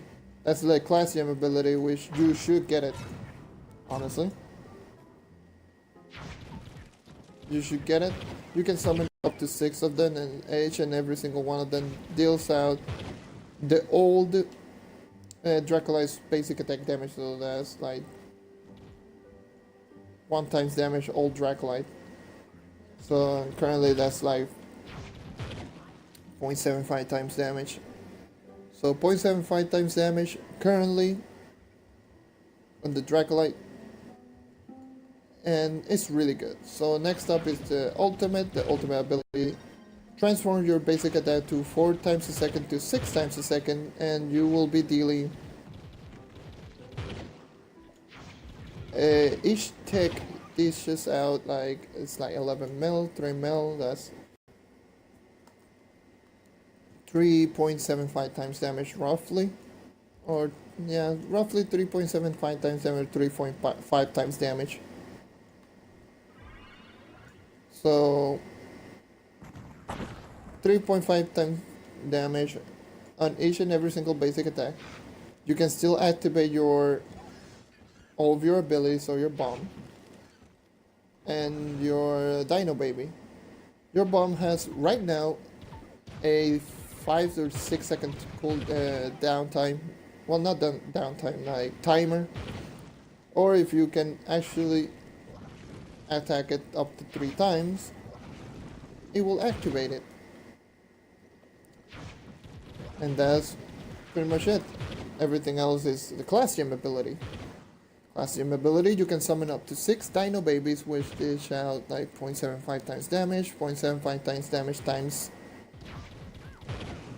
6, and I believe they dish out like 4 of them a second. Like, look at the damage. 3 of them. That's ridiculously high. So you can get some of the most ridiculous DPS in the game without any help. So yeah, the Gunslinger is still the strongest, but it still needs help for the Barbarian to dish out that amount of damage. This character doesn't. This character is that's pretty much his base damage. That's pretty much what makes this character the strongest without any help.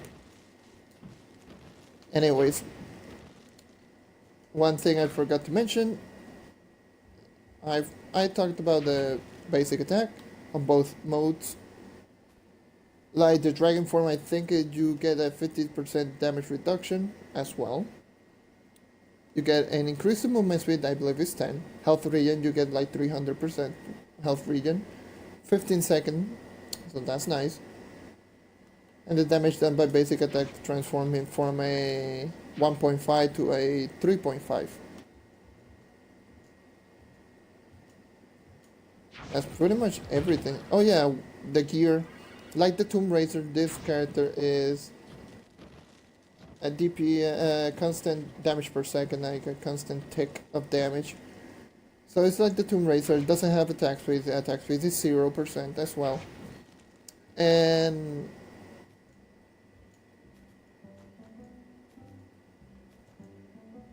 you need 5,000 power rank to get some benefit from the Knight. At least a little bit benefit. Remember, the reason I have 120 movement speed with my mount is because my Knight is over 25,000 power rank. You need each 5,000 power rank you will get a boost to your subclass.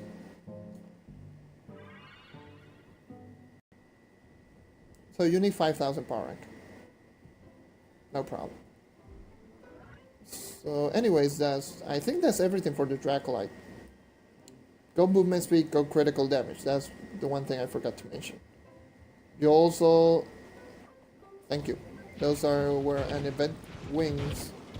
And Luxian also sold them.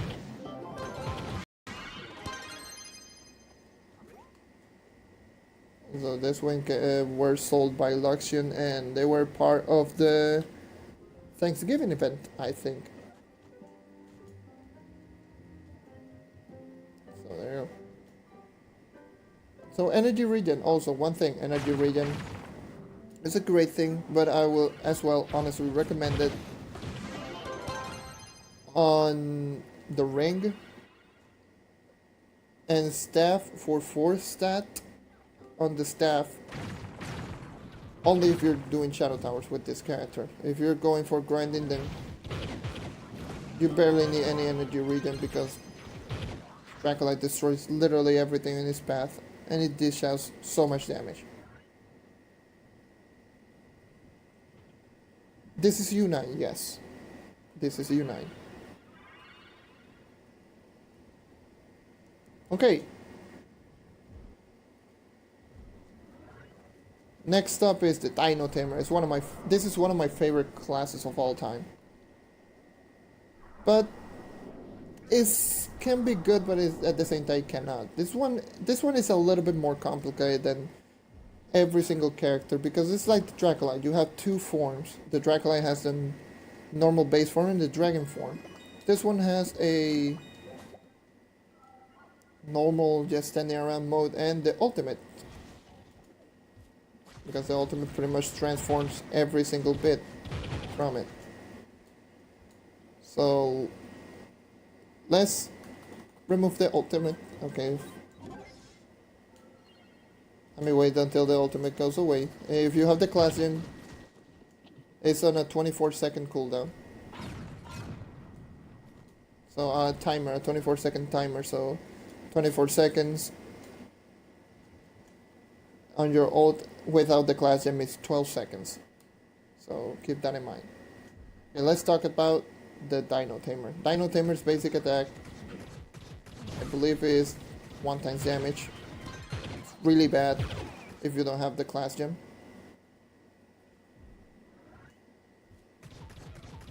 So if you don't have the class gem, that's 1 times damage. That's really bad. But you will still be going for attack speed. Reason being is that I'm almost dead.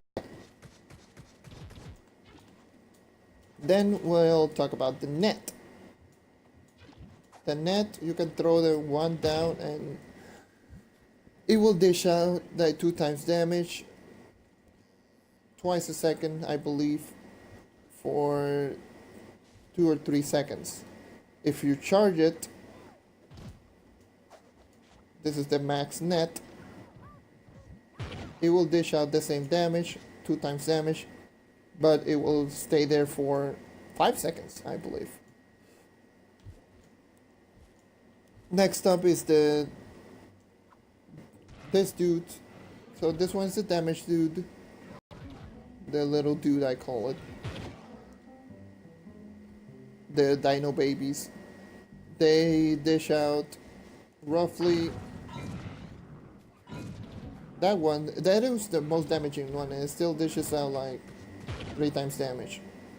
The other two dishes, the trike and I forgot the name of the other two. They last for 22 seconds, so you throw down meat and they will spawn. I don't know, the Dino babies are kind of they're really good at the beginning, but later on, later parts of the game, they're pretty bad.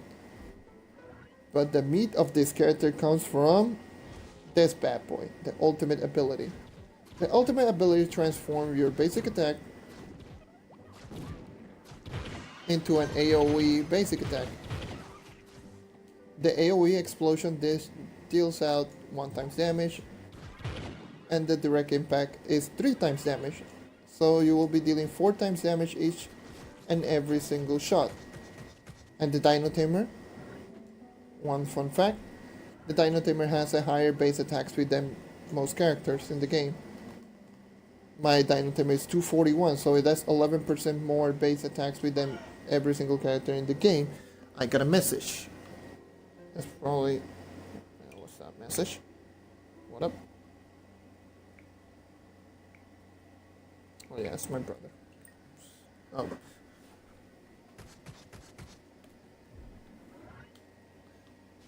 So your ultimate ability will transform you into a damaging freak.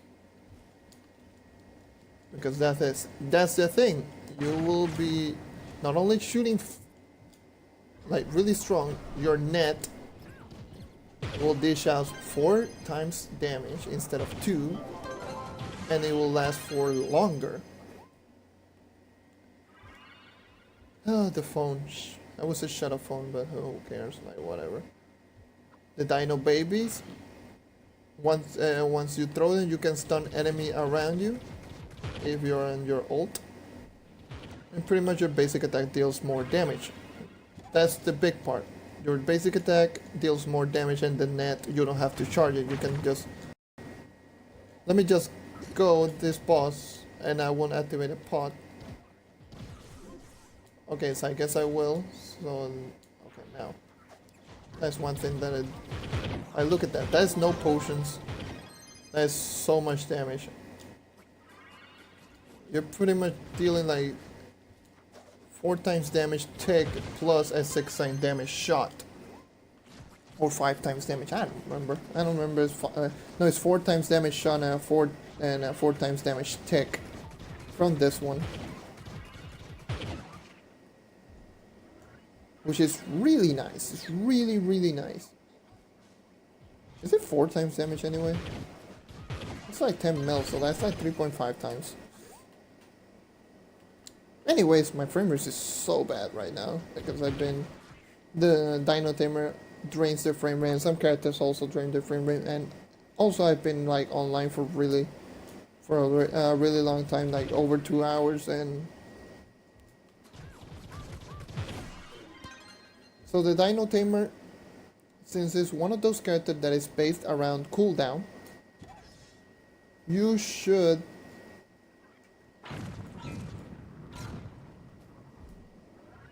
and I say you should get like chrono cubes and everything, because Dino Tamer without ult is pretty bad, but once you get the ult, that's when you will see the big damage. So chrono cubes, chrono emblem, and everything, like pretty much all cooldown reduction.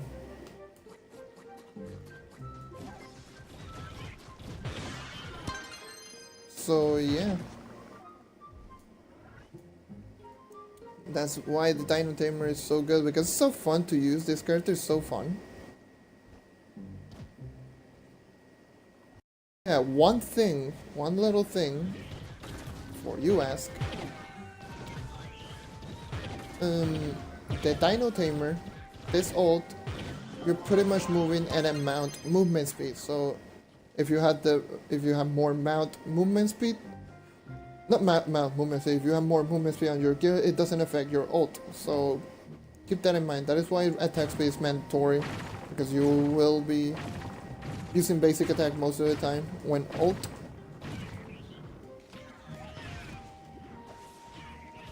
You'll be using like, look at that damage, by the way. That's a ridiculous amount of damage. You will be using your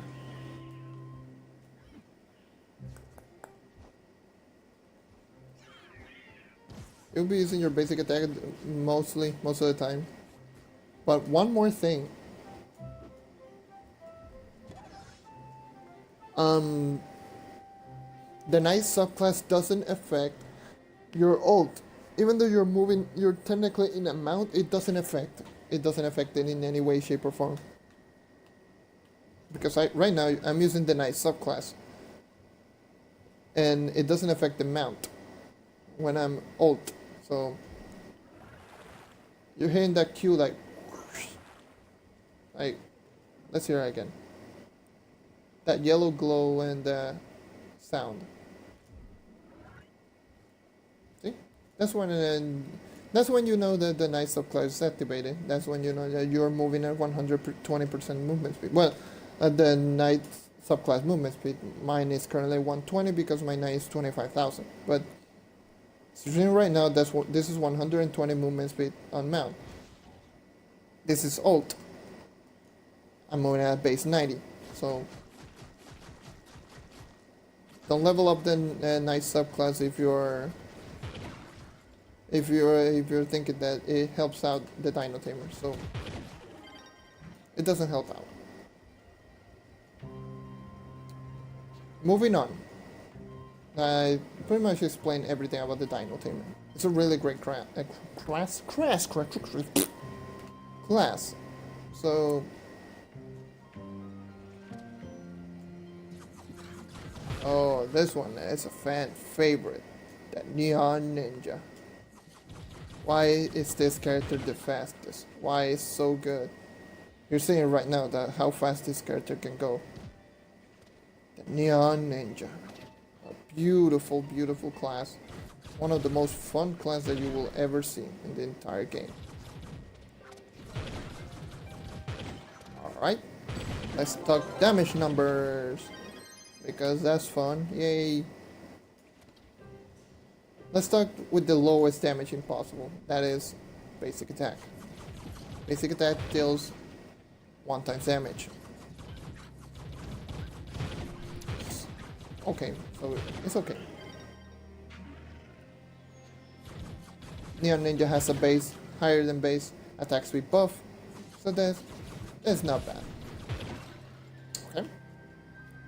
I won't talk about let's talk about the shadow flip. Not the shuriken. No, screw that one. Screw that dude that's flying all the way up there. No. Let's talk about the shadow flip. And why does everyone use the shadow flip, and why is it so good? The shadow flip pretty much puts you invisible. So monster won't target you, so that it means that when you're flying through the air and you're throwing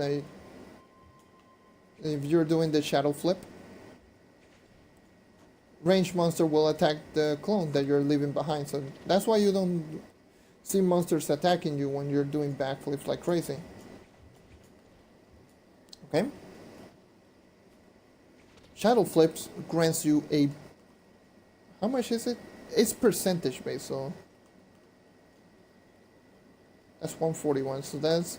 I believe like a 50% bonus to your movement speed.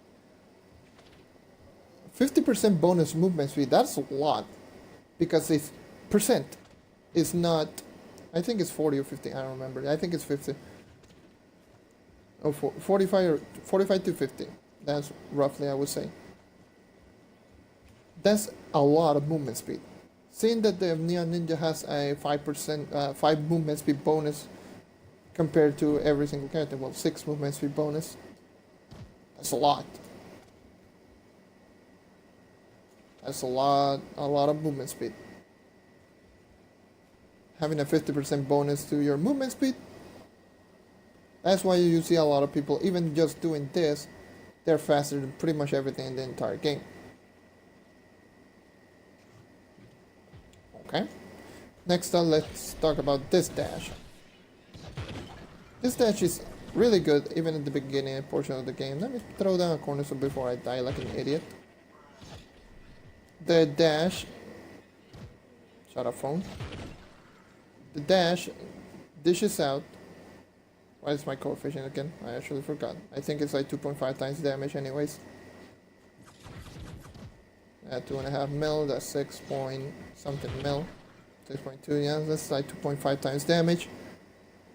And then let's talk about this dude right here. The ultimate ability dishes out 3 times damage each and every single one. Stellar Radiant combo, by the way. And it takes like 10 seconds. The way you can cancel your ultimate ability is doing a shadow flip, and you won't have your ultimate ability anymore. So keep that in mind. So I talked about like very briefly on most of his ability, but I haven't talked about his strongest ability. This bad boy right here. That's the Shuriken. That's the class gem, by the way. Just use the class gem. Get it. It's one of those classes that you need. Like, I mean, need the class gem in order to be useful. One of the biggest things that a lot of people say is that Neon Ninja is very gear dependent. What they mean by that is that you need certain stats to be really high in order for the Neon Ninja to be considered really good.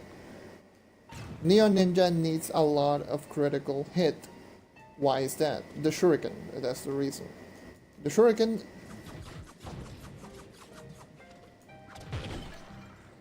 Okay, the Shuriken deals a lot of damage, but it only deals a lot of damage based on your critical hit. If you do a critical hit, so every time you attack a monster with a regular attack, you will get a ring around your character. If you attack 3 times, you will get 3 rings. Each and every single ring means the level of your Shuriken once you throw down a Shuriken. How do you throw a Shuriken then? You do a shadow flip, and once you're invisible, you do a regular attack. A basic attack. So do a backflip, a shadow flip, and this. So this and this. This and this. You will throw down a Shuriken. So, backflip, throw down a Shuriken. Backflip, regular attack. See?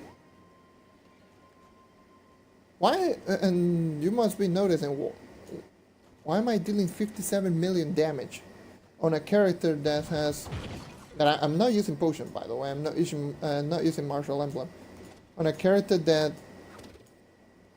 has coefficient equal to some character. This is lower coefficient than my Dracolyte. This is lower coefficient than... This is as high of a coefficient as my Vanguardian, and my Vanguardian is only 18.8 kpr. How come I'm dealing 57 million damage? And the Vanguardian, I deal 52 million damage with Martial and the Eye Laser Beam. Is because of the Shuriken. Shuriken deals 9.5 times damage. So that is the highest damaging ability in the game. And when you get a critical hit on Shuriken, this Shuriken, if you critical hit someone, it will deal out 2 times the amount of damage that you have. Well, 2 times the amount of critical damage that you have. So, for example, I'm currently sitting at 1,447 critical damage. If I manage to get a critical hit on the Shuriken, my critical damage on that Shuriken will become 2,894, I believe. So it will dish out twice the amount of damage. I don't know if it's twice the amount of critical damage that you have or 2.5 times. I don't remember. I think it's twice. So your damage will become ridiculous because you will be dealing 2.5 times. That's a lot of damage. And I think that only works on the class gem, I think, because the normal one, the normal shuriken, I don't think it has the 2 times critical damage multiplier on the shuriken. But and the damage is not 9.5, I think it's 7.5. So the Neon Ninja is ridiculously overpowered.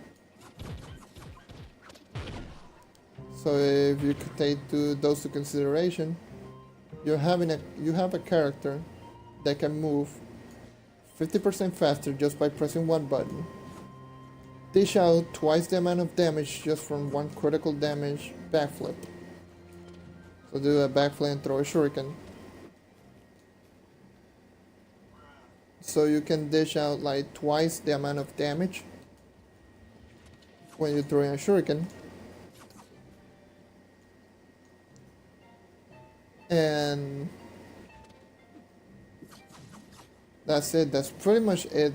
You'll be moving faster than every character in the game, and you will be dealing higher than base. Like, look at this. That was a boss with more health than usual. I have 50% bonus health. And it died pretty much one shot. No potion. This is no martial, so martial is 250% to your damage. So I could be dealing like 125 million damage with martial. That's how good this character actually is. So keep that in mind. The Neon Ninja is great. I'll be running around with doing some dungeons, so I'll go there, then I'll go north. So you can see how fast this character actually is. So let me grab at least all the loot. I use trailblazing because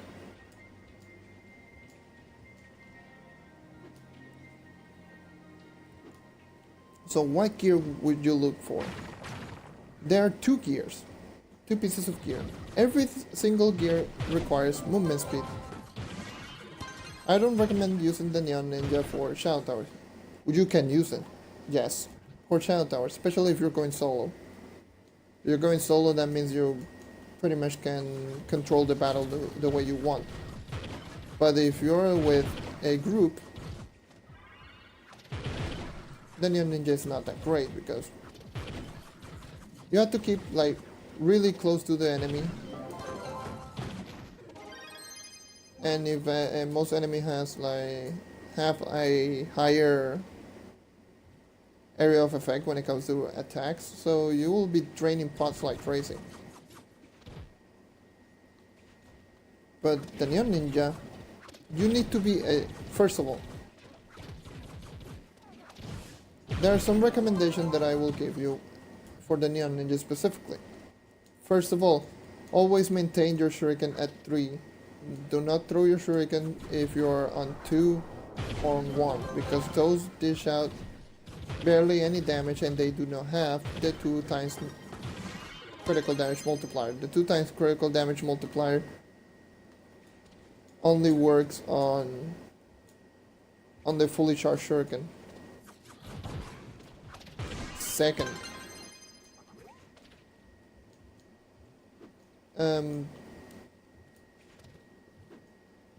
this is one of those characters that you don't need martial emblem. Damage is so high that you don't need martial emblem, so having different types of emblem actually works out. Sure Strike and Trailblazing are a great combination that I would honestly recommend. Sure Strike will grant you 20% bonus to your critical hit. So if you're like me, that is almost 21,000 power and still have like 70% critical hit. That's because I do have a really poor build.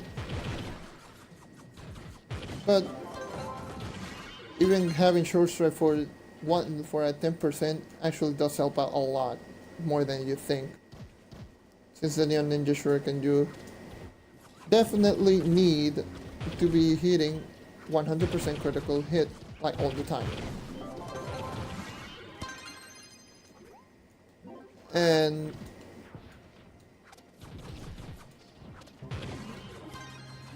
one more thing. Neon Ninja is all about movement. So the better the movement that you have,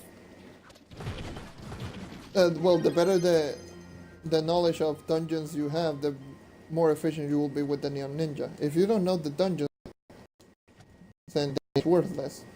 Then it's worthless to have a really fast Neon Ninja. It's still good to get to a dungeon from a dungeon to a dungeon, but you won't be as fast as possible. Neon Ninja is only recommended for those people who know dungeons and who knows pretty much every single dungeon. Also, Pirate.This is a great empowered gem ability. If you can manage to squeeze in a Pirate.This onto your Neon Ninja, go for it. Even if it is a little bit lower power rank. If it's good rolled and it's a Pirate.This, I will honestly recommend just getting it. Because again, you don't need a lot of damage with the Neon Ninja to do well. You just need a lot of critical hit, decent stats, and have as much movement speed as possible. Right now I'm getting chunk errors, but I talked to for the Neon Ninja for a lot more because I think the shut up phone, Jesus. What's with everyone talking right now? Let me lower the notifications, sorry about that, you'll stop hearing the bruh sound. Anyways, let me check.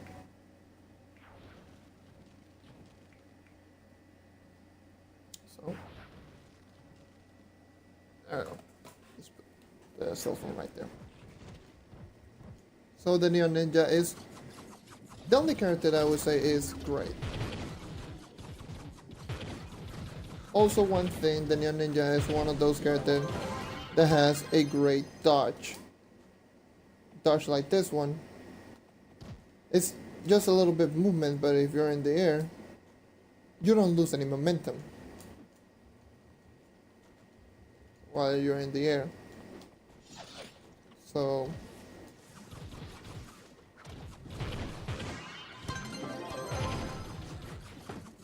Neon Ninja is great. Honestly recommended, but not a great starting class. No, you need, I would say Neon Ninja is great as a secondary character.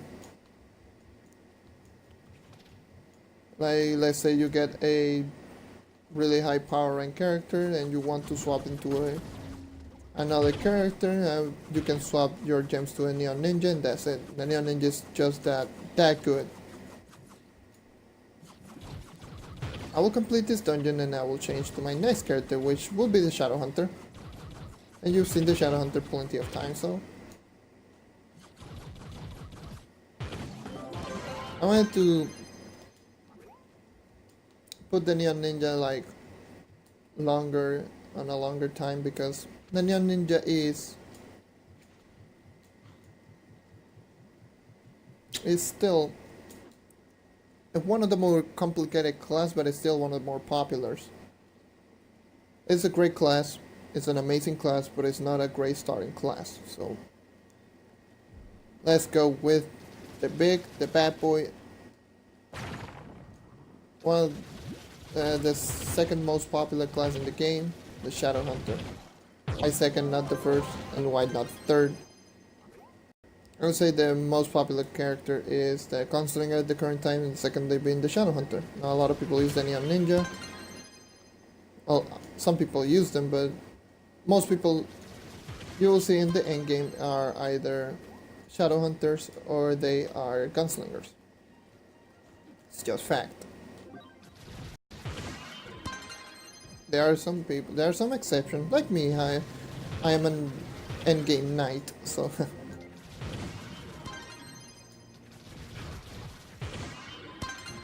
So let's talk about the Shadow Hunter. Shadow Hunter, pre-class gen and post-class gen, because A lot of people say that the Shadowhunter pre and post class gem pre-class gem is a different character and is the weakest character in the game. Which in a way, yes, it is one of the weakest characters in the entire game.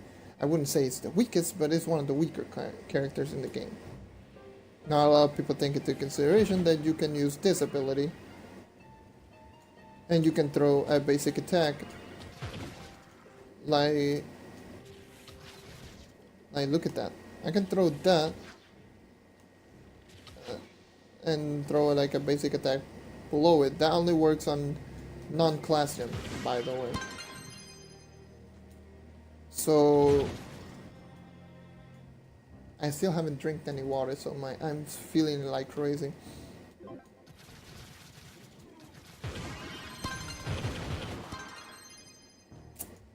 So the Shadowhunter pre-class gem, the only thing that changed from pre to post-class gem, I would say yes, use the class gem. It will make your life a lot easier, and the character will be out pretty incredibly fun.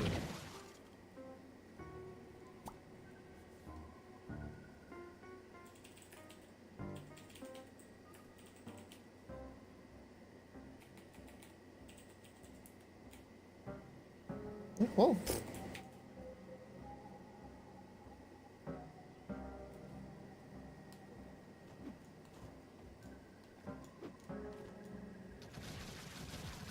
there you go. I was about to say that to look like item above legendary, but he got before me. Yay! Oish. That's how you do the last part of the Sunseeker quest if you haven't completed it. And I should say hurry up. But, oh well. Anyway, the Shadowhunter's pre-class gem shoots normally, like once every second. It's like the Fate Trickster, but instead, like the Fate Trickster does like 4 times damage, 4 to 4.5 times damage, which is really high. But the Shadowhunter deals 2.5 times damage, which is average at best. Well, it's not average, it's above average. It's still around the same damage as the Knight, but it's a ranged character. Most ranged characters have really bad hit detection in this game, and I get why a lot of people don't like it, because pretty bad hit detection.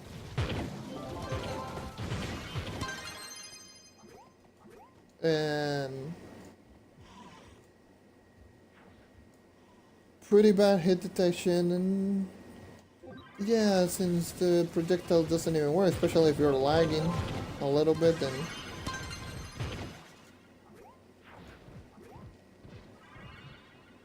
yeah, that's more than enough. The reason I don't tell like, oh, what's my coefficient, because I know the coefficient is 4 mil with this character. 4 million coefficient. So the class gem pretty much turns the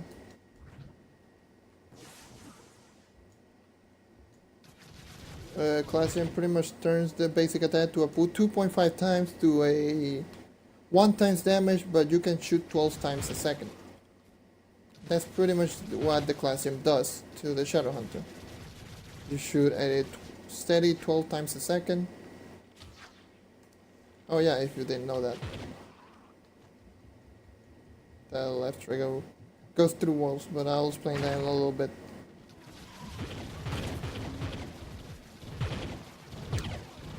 So it dishes out like 1 times damage times 12, so 12 times damage a second. So it's really good. The Shadowhunter is a really good, altogether great. It's an altogether great character. Really good farmer and literally good at everything. It's one of those characters that's literally good at everything once you get the class gem. So if you can get into the first like grinding when it comes to doing like getting to the 5,000 power rank.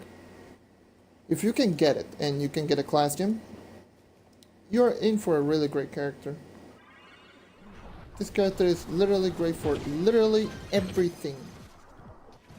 The only thing that I would say he's bad at is PvP, but who plays PvP? Like, really. It has great dodge, so even in the geode update he is gonna be really good. I'm probably going to use him in the geode update. I was debating if I should use the Knight or this character, but I'm probably going to use the Shadow Hunter because I'm very familiar with the dodge. So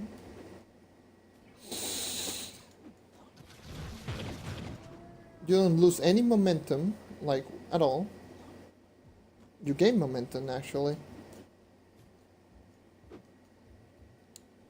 And I still haven't found a cornerstone.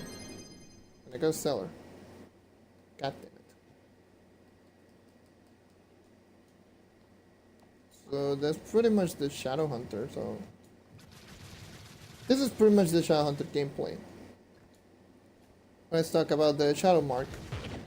And you might be asking, why does my enemy sometimes explode when I'm shooting with my normal attack when I have the class gem?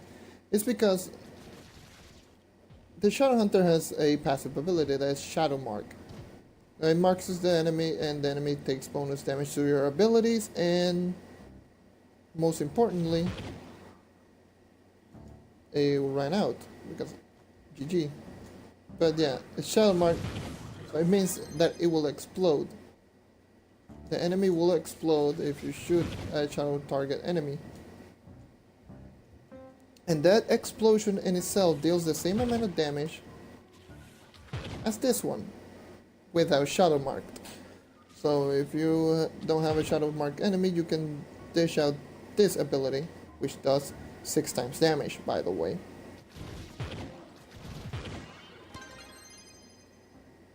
Not 7 times damage. Sorry. 7.5 times damage. I don't remember the exact number. And also, since it deals more damage on your ability, it means your Celestial Arrow, or Divine Arrow, I don't remember the name, goes from a 6 times damage, well, 7.5 times damage, all the way to, I believe it's 11 times damage, which is ridiculously high. Again, it is stronger than the Neon Ninja Shuriken in terms of multiplier, but the only thing is that there's a passive ability involved, so that's why I don't count it as having like the highest multiplier. So there you go. That also affects your ultimate ability. The Shadow Mark affects your ultimate ability, so Radiant Arrow and your ultimate ability as well, Arrow of the Goddess.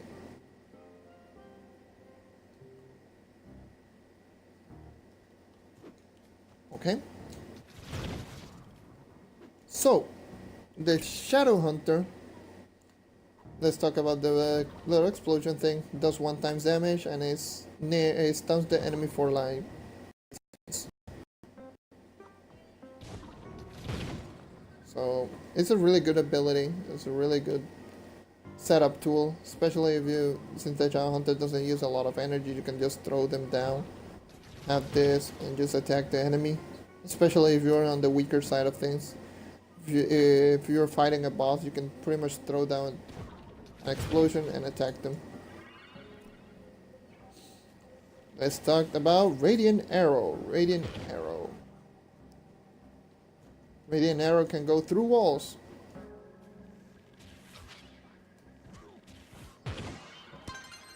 If you didn't know. If you know an enemy is right there, you can pretty much use this. You can attack an enemy through a wall. So I saw an enemy like right there.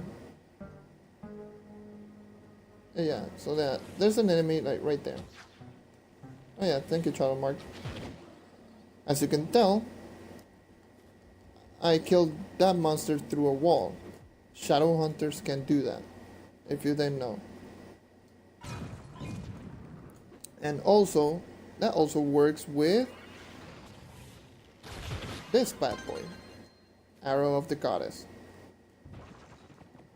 Arrow of the Goddess, Shadowhunter's ultimate ability. It dishes out 25 times damage. Simple as that. It said that it increases your critical damage, but it doesn't. You'll still be dealing the same amount of damage. The only thing it deals more damage is when you're hitting a shadow target, a shadow mark target. Because I believe without the shadow mark, I believe you are dealing 22 times damage. And with shadow mark is 25 or 26 times damage. It's something ridiculously high. I don't know the exact numbers, but you get what I mean. You're dealing hell of a lot of damage. For the most part, you're pretty much one-shotting everything. Even at lower tiers of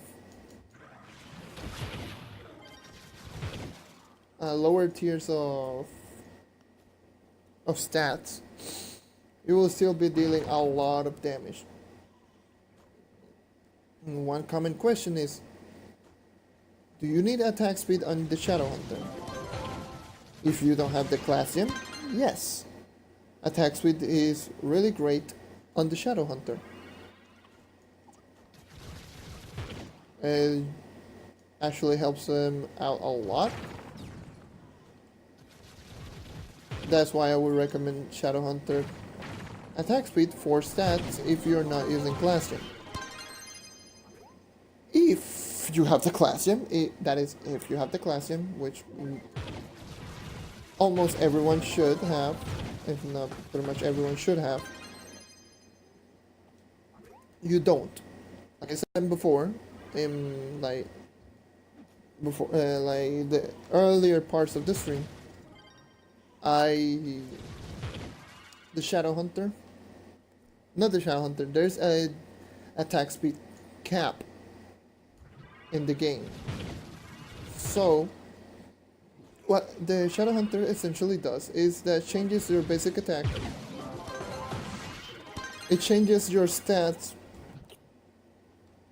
Well, no, not it changes. It increases your attack speed stat by 5 times. That's pretty much what the Classium does.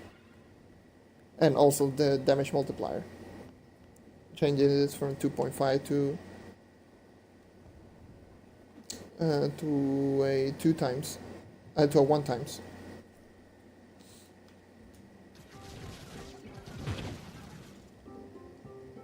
So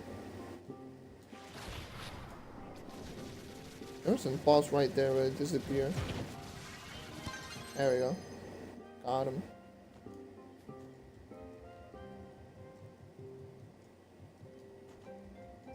And that's what the Classium does. It increases your attack speed stat by 5 times and it lowers your multiplier by from a 2.5 to a 1 times damage. So in other words, if you have 100% to your attack speed, it will turn into 500% attack speed on your stats. And if you have 200% base, once you start attacking, you will increase that to 1000. But don't get too excited. Obviously, you will see more numbers on your stats, but there's a attack speed cap in the game. The maximum attack speed that you can get is 300%. Everything above that is useless. So it's like 100% critical hit. You can technically get over 100% critical hit. But everything above 100% critical hit, it will pretty much deal the same. It will pretty much be the same thing. You will still be at 100%. So you will be critical. You will be critting literally every time. It's like the attack speed. 300% attack speed. Everything above it you won't shoot any faster. You will shoot at the same rate. So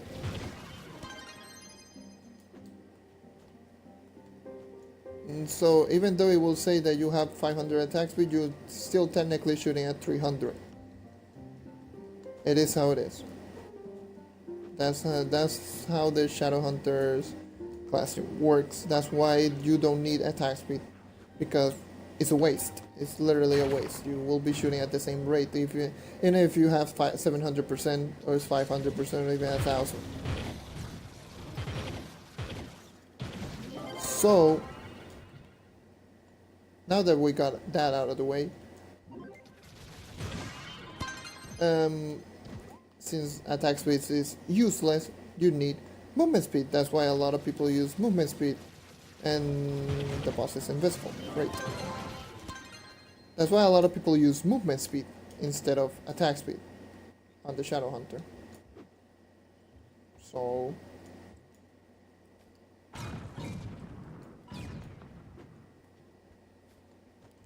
go attack speed, go movement speed. I mean, oh god, I make Spanish. Okay. Go movement speed, crit damage on the Shadowhunter, and you'll be good to go. It's a DPS character, like always. And that's a seller item. Please, game, let me grab it. God damn it. Thank you. So that's pretty much the Shadowhunter. I talked more into this later portions of the character because this character is also very popular, so a lot more people will be interested to hear what I have to say on this character. Let's go to the ever so popular Gunslinger.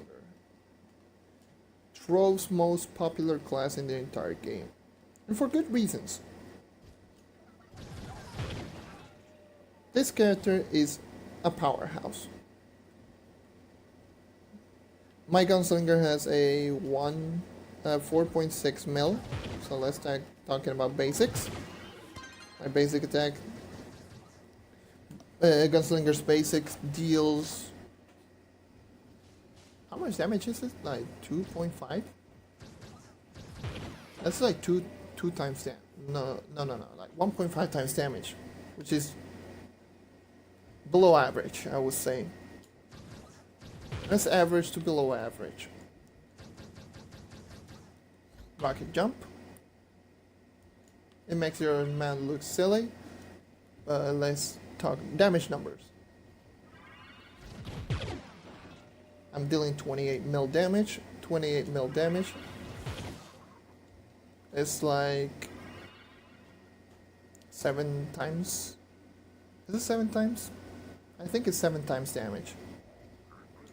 No, 6.5. Yeah, it's 6.5 times damage. Most characters have a average from 6 to 6.5 times damage on abilities. So 6 times damage on rocket jump. So you can actually one-shot a U9 boss doing this. And it will leave you hanging in the air for like a second, because that's lucky shot. If you deal damage an enemy when you're in the sky, you will be staying in the air, slowly descending. That's why the Gunslinger doesn't descend as quickly, especially if you're shooting enemies. That's why you see a lot of Gunslinger just shooting and staying up in the air like a maniac. So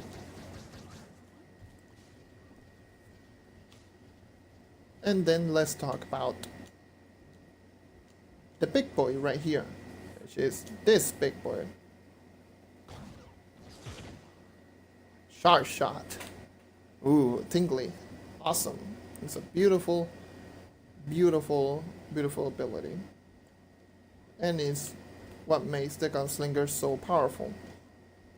It's not the sharp shot in general, but you have to keep in mind, remember this. The sharp shots, multipliers.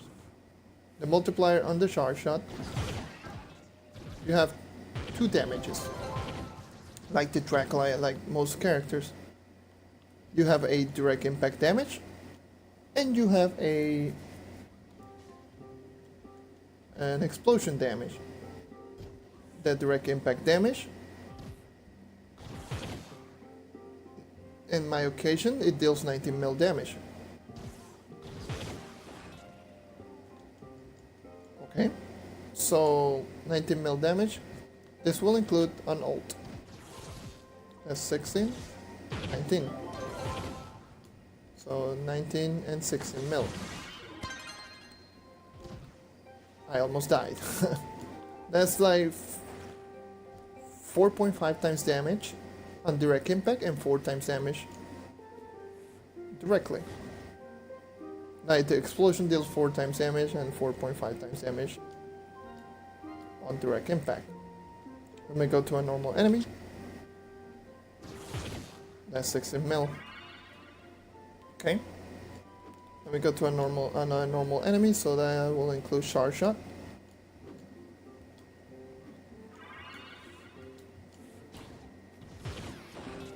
Oh, I didn't charge it completely. Sorry. Same deal. So that's 4 times damage on explosion and 4.5 on the impact. So 4 times damage per hit. Alright? The other ultimate ability pretty much grants your Gunslinger to shoot a rate of, how much is it, like, I think it's like 100 to 150% bonus to attack speed. That's pretty much the ultimate ability without the class gem to the Gunslinger, which is good at the beginning, but most of the time it's just bad, because the later portions of the game you will be shooting close to maximum. The Gunslinger, on the other hand, when you have the class gem, every single shot becomes a Char shot. So that's 8.5 times each and every single shot for 10 seconds.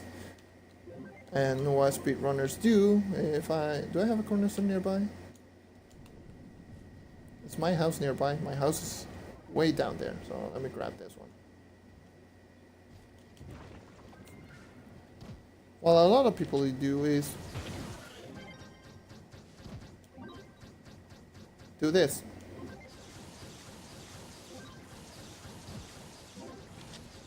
And you can pretty much activate the ultimate indefinitely.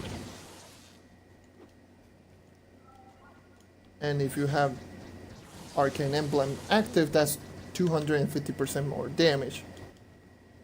So it is good. That is why the ability is so powerful.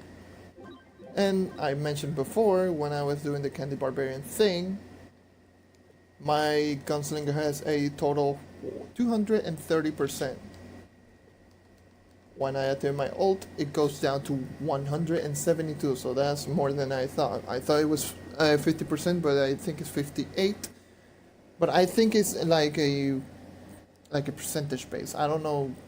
It's like a 25% reduction. I think that's probably the case. I think it's like a 25 to 30% reduction to attack speed. And you can run in a... Oh yeah, you can actually run at max movement speed. So normally, if you're shooting, you're pretty much stuck in place. But if you had your ult, you can pretty much run and faster, because you have more movement speed. You have a 20 movement speed buff, and you will be running at full speed. So that's actually a good thing. The Gunslinger is just ridiculous. It gets a lot more benefit than every single character in the entire game when it comes to the lunacy mode and the Candy Barbarian's buff. That is why when you activate your ult, you will be shooting a lot faster. So let me see if I can trigger lunacy mode so you can see.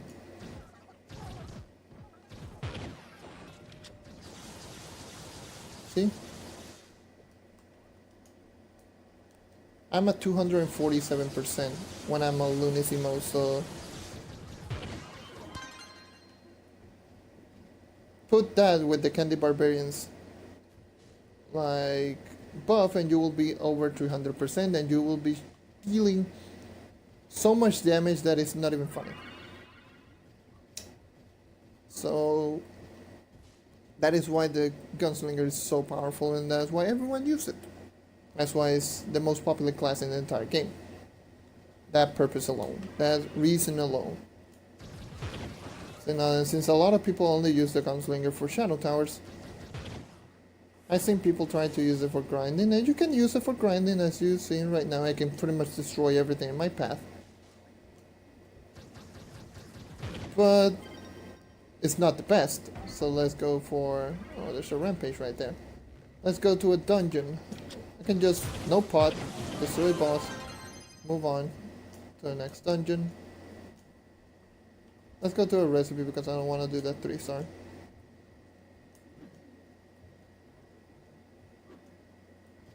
And as you're seeing right now,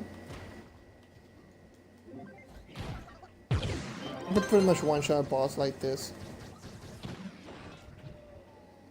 Go to another dungeon. So Gunslinger can do dungeons rather well, but is kind of It's not the best, honestly. There are better characters when it comes to farming, but the Gunslinger can do it. That's the thing. Gunslinger can do it. Can go into a U9 portal and destroy everything in its path. And you don't even need to have really great stats in order to do that. I'm not using potions. If I use a potion, I can pretty much one-shot a boss, just throwing one shot and that's it. Granted, my Gunslinger is powerful, it's very, very strong, but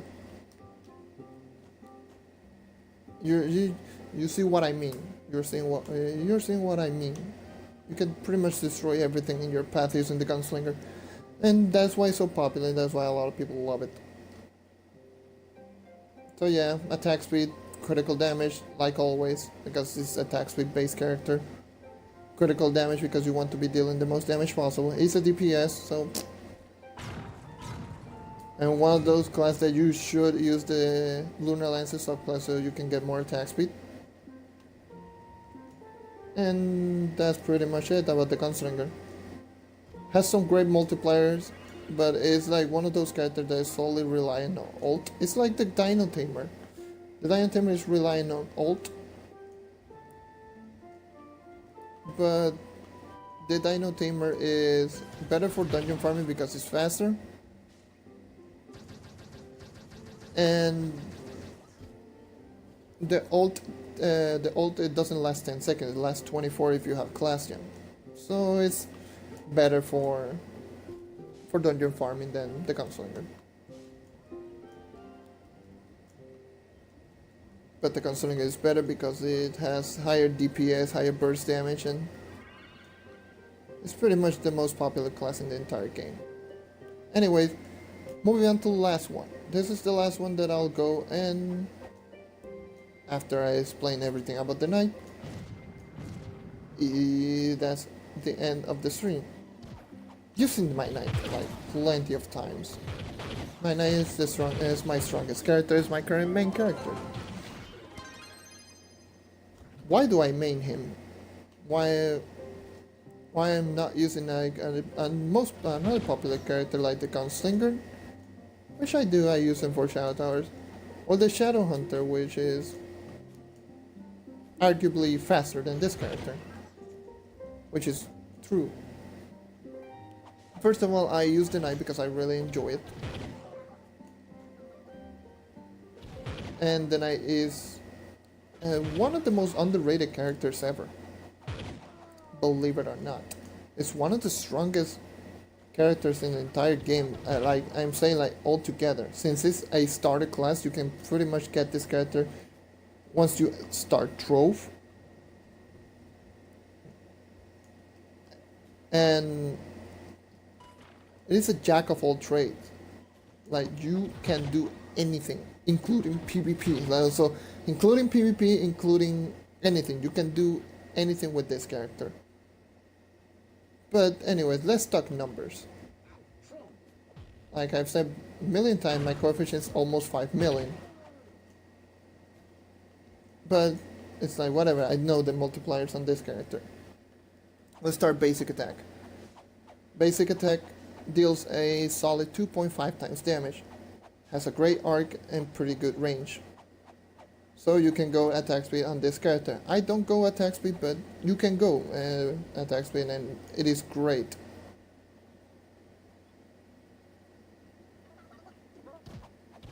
Yeah, Golden Soul hype, man. Golden Soul are the best. So, basic attack deals 2.5 times damage, which is great. It's a lot of damage. And great arc, great range. It's not the best, but it's not the worst. It's among the highest when it comes to DPS.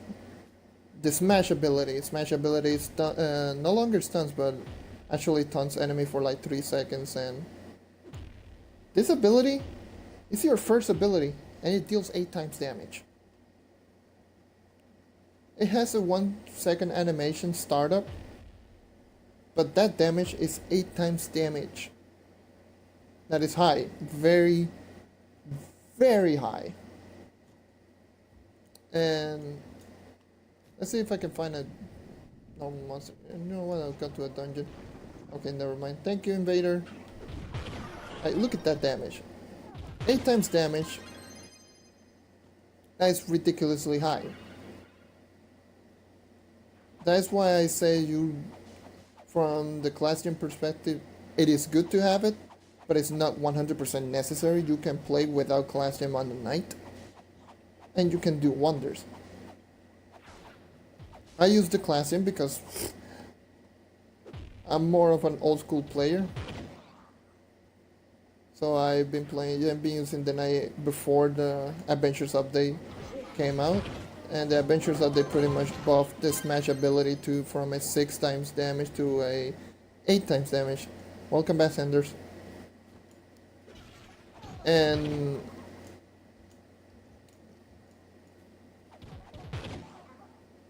increases the basic attack damage from a 1.1 to a 2.5. So the multipliers on this character got bumped up like crazy on the Adventures update, like back last November. But by the time the Adventures update came out, I already have my class gem pretty high up level and great roll. And I already did some augments on the gem, so... So I was stuck with class gem. Anyway... So I don't have the dash ability. The dash ability is a great mobility tool for the Knight, and it's a really powerful move. It's like the Neon Ninjas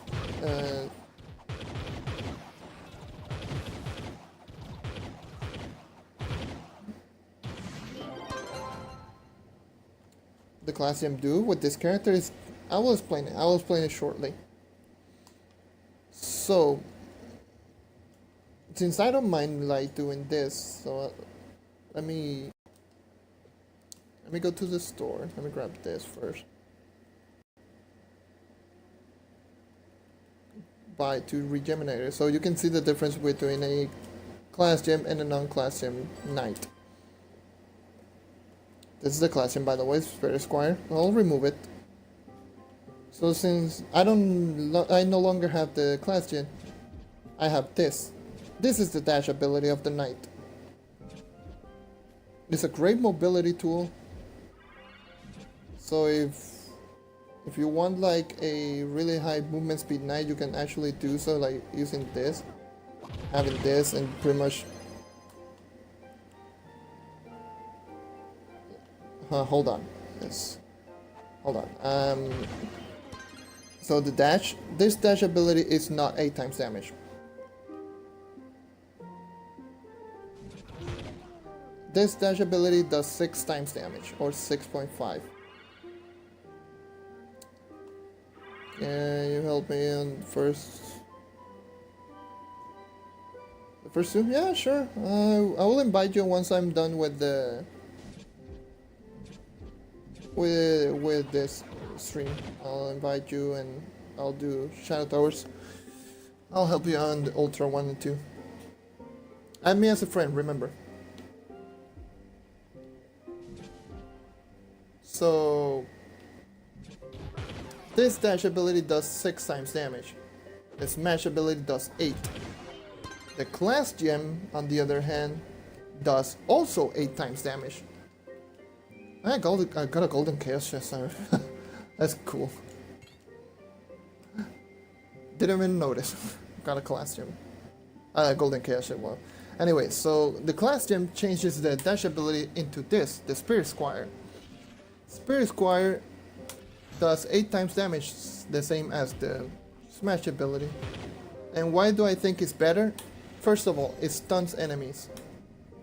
This stuns enemies for 2 seconds. So if you're doing something like Shadow Tower, you can run back and start doing the class gem ability over and over again and keeping the monster stun lock.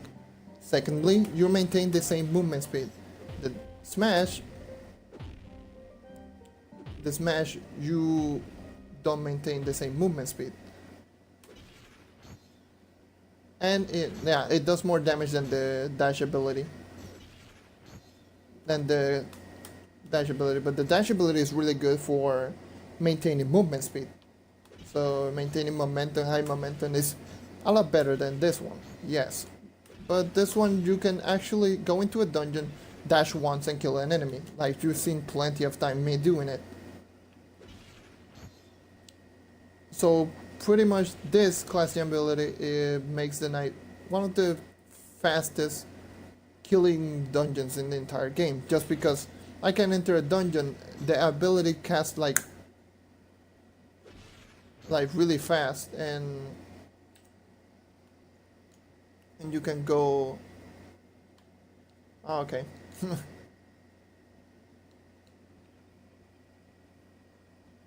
I see your name. I like my name.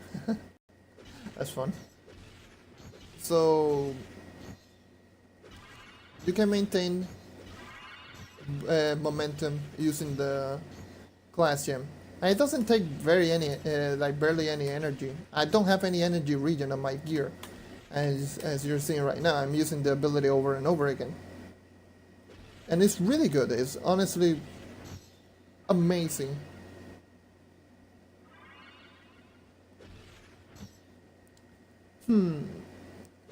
Gunslinger or a Knight? Well, you have a Shadow Hunter, so I will say Gunslinger.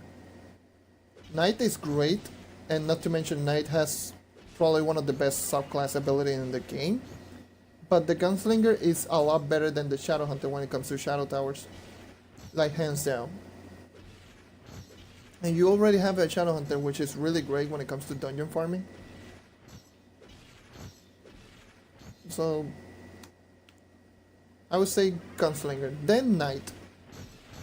I would say Knight afterwards. So you can get the class gem, at least get the Knight to level 30.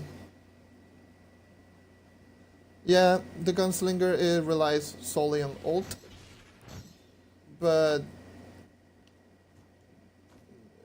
you're using the Gunslinger, if you're using like Chromatic Emblem and Chloromancer cubes, you should be using those potions a lot, because you will be using your ultimate over and over again. Because Shadow Tower, you need as much damage as possible and the shortest amount of time as possible. So it's better. It's better. The Shadow Hunter is better than the Knight. And not the Shadow Hunter, the Gunslinger. The Shadow Hunter is as good as the Knight when it comes to dungeon farming. The Knight has a little bit of an edge over the Shadow Hunter when it comes to Shadow Towers, but the Shadow Hunter has an edge over the Knight when it comes to dungeon farming, because this is the Knight's biggest weakness. The dodge ability. Let's talk about why it's so bad. Let's go with the Shadow Hunter. Shadow Hunter's dodge ability, you maintain 100% momentum. You don't lose any momentum when you're doing dodge ability. You're 100% keeping your same movement over and over again. Same works in the air and anywhere. The Knight, on the other hand, you stop 100%. Same goes in the air, so you cannot maintain momentum while you're doing dodge. This is the Knight's biggest weakness. If they can manage to fix this, then I can become one of the best speed farmers in the game. So that's the only bad thing. Yeah, they really need to fix it on certain characters, because it's not only on the Knight. Certain characters like the Revenant, the Vanguardian, some characters, not all of them, but some characters have this same problem.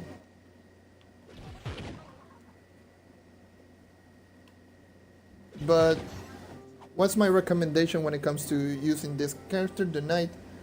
You can go critical damage, attack speed, and I had the ability to fight that. Yeah, well, it doesn't work on time bosses. Yeah, that's true. But time bosses, anything, like barely anything works against the time bosses. You cannot taunt them. You cannot like stun them. You cannot do anything. The only thing that you can do is snare them. That is why the Neon Ninja was so good. Was because you could snare the boss and just leave them in place, stuck in place. And the Ice Age just slowing them down. That's the only thing. That's the only thing that you can do against the Titan bosses. Well, anyways, I actually forgot what I was even saying. Oh yeah, the recommendation. You can go critical damage attack speed if you don't have class gem, because if you don't have class gem, you'll be using your basic attack most of the time. Because it's a 2.5 times multiplier, you'll be attacking really fast. And this ability, you can pretty much do this and just keep normal attacking like every other time.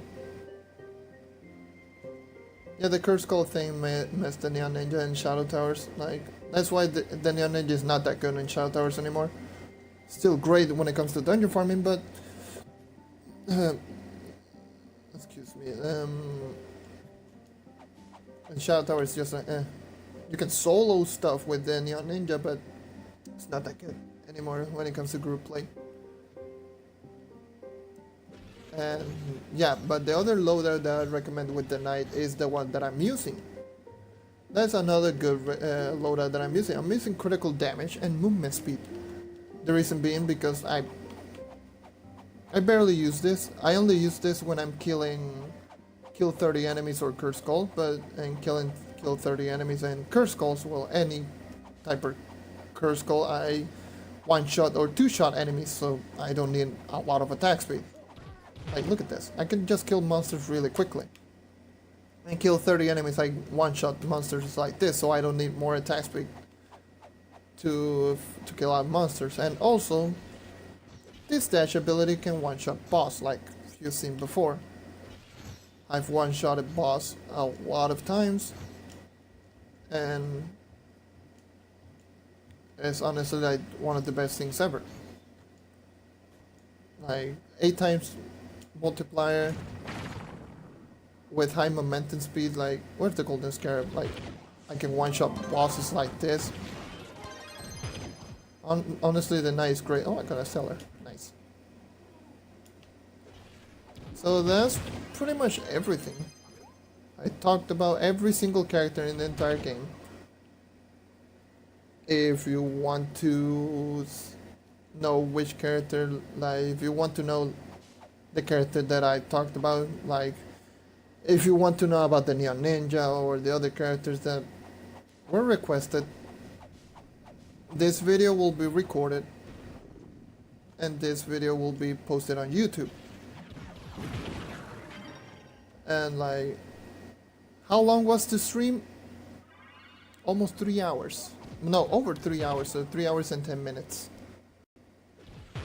I will put time and stamps on each and every single one when this comes into YouTube.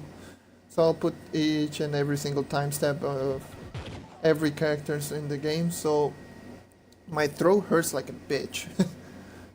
I've been talking 3 hours non-stop without even drinking water. Give me my water. Cheers. I'm gonna lose my voice like an idiot just doing this. Well, who cares? It's fun. Anyways, I'm going back to the club.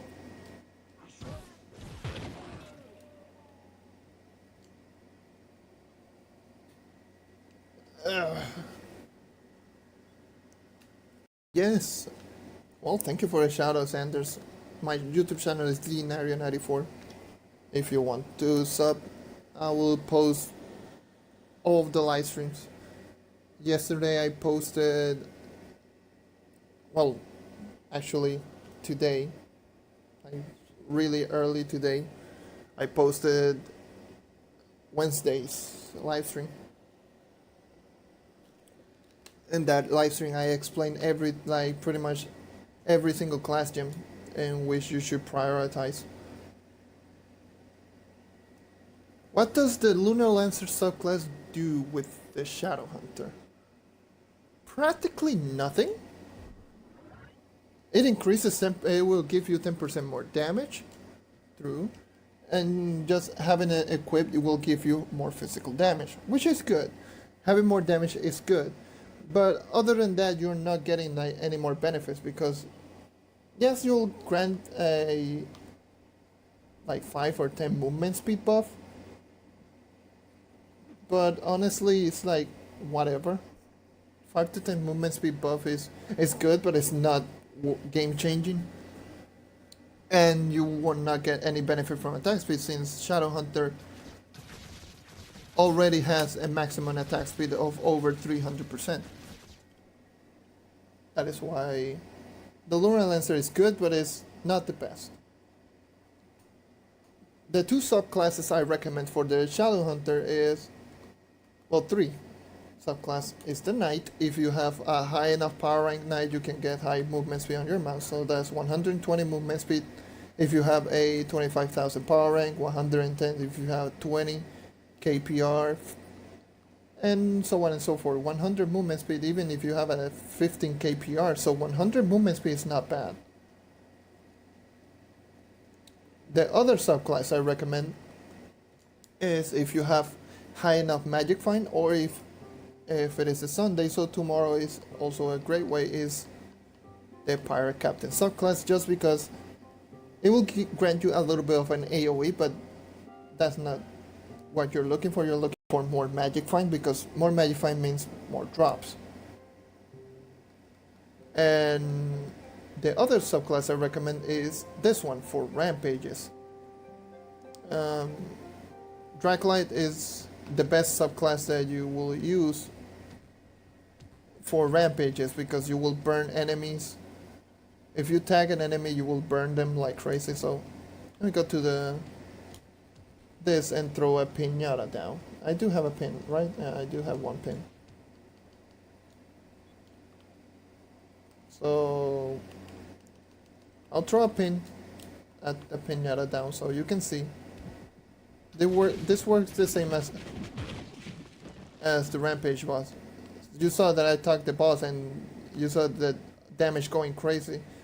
That does help out in the rampages a lot. So that is why having the Dracolyte subclass is really good. Because once you tag an enemy, you will start seeing a lot of damage coming out of the monster. Damn, I'm losing my voice. So that's the 3 subclass I recommend. You can use this Lunar Lancer subclass, but it's honestly not the best. You can use it for extra damage. Other than that, it's just like, okay. Let me go to my Gunslinger so I can help out this dude right here. So I will be cutting off the stream. Like always, I'm going to open every single box. Let me collect everything first. And start opening boxes like I always do. Well, let's get started with every single style surprise. Okay.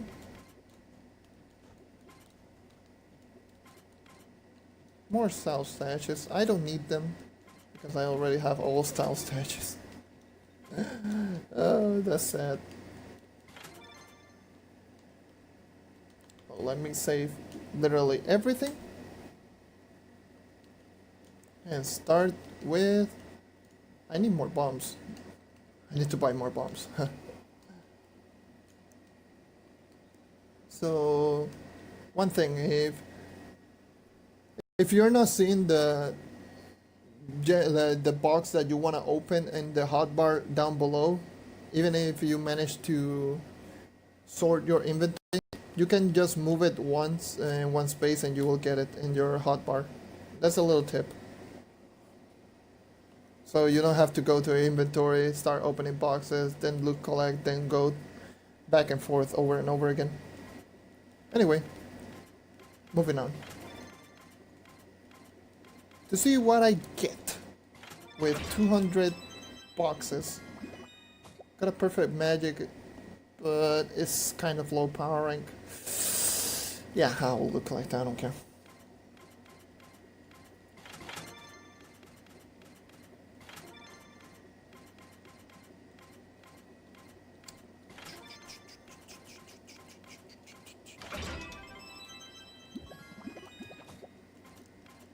One-star gems. I'm looking for at least 2 perfect... I don't need fire. I'm looking for 2 perfect waters and 2 perfect air, and all of them being physical. That's what I'm looking for the most, because again, I'm still looking for the Candy Barbarian. It's a perfect fire, it's 416. That power rank is so bad. I don't need fire. I already have both fire physical damage gems for my Candy Barbarian. Like my future Barb. Nothing. Moving on. I can talk in a later stream, not today, because I'm gonna die if I keep talking. Is the gems. Not a lot of people know a lot. Really? Another magic gem? I'll keep that one. So... What was I gonna say? I actually forgot. Oh yeah, I can talk about the gem system. Like, which gems are good, which gems are bad. This is average, I would say. I have no idea, I'm getting lucky, but at the same time it's...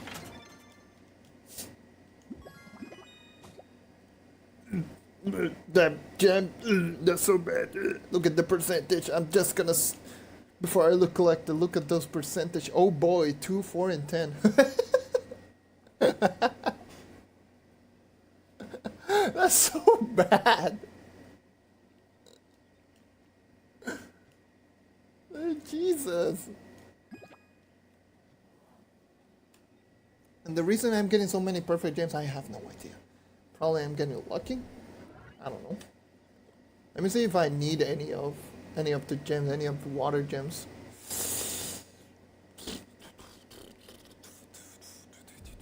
So any replacement gems. This only needs 2 rerollers, but look at that power rank.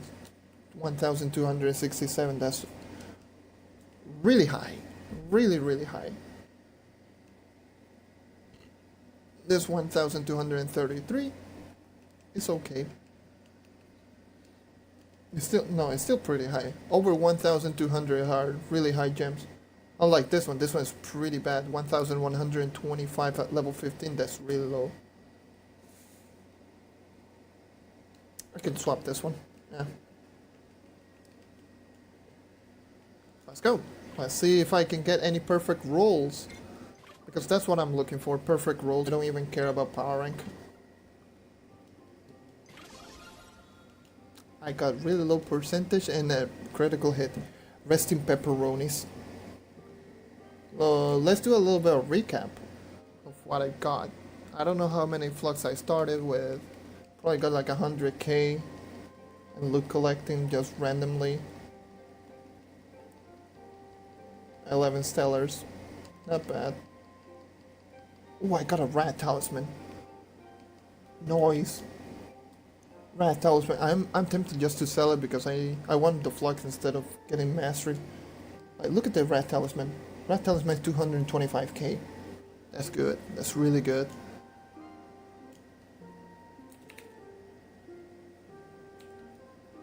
I'll sell it. I'll be that guy. I'll sell it like 10 flux less. Yay.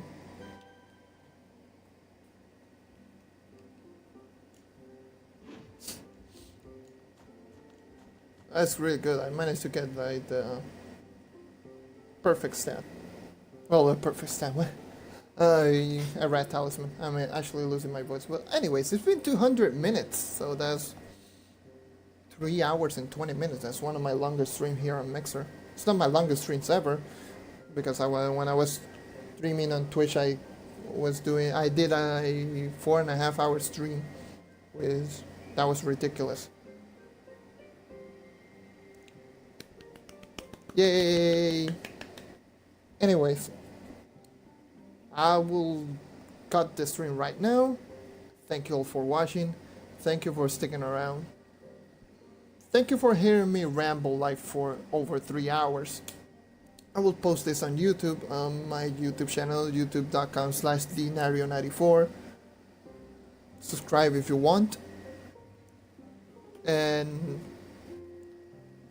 as always, for those who are watching on YouTube, follow me on Mixer.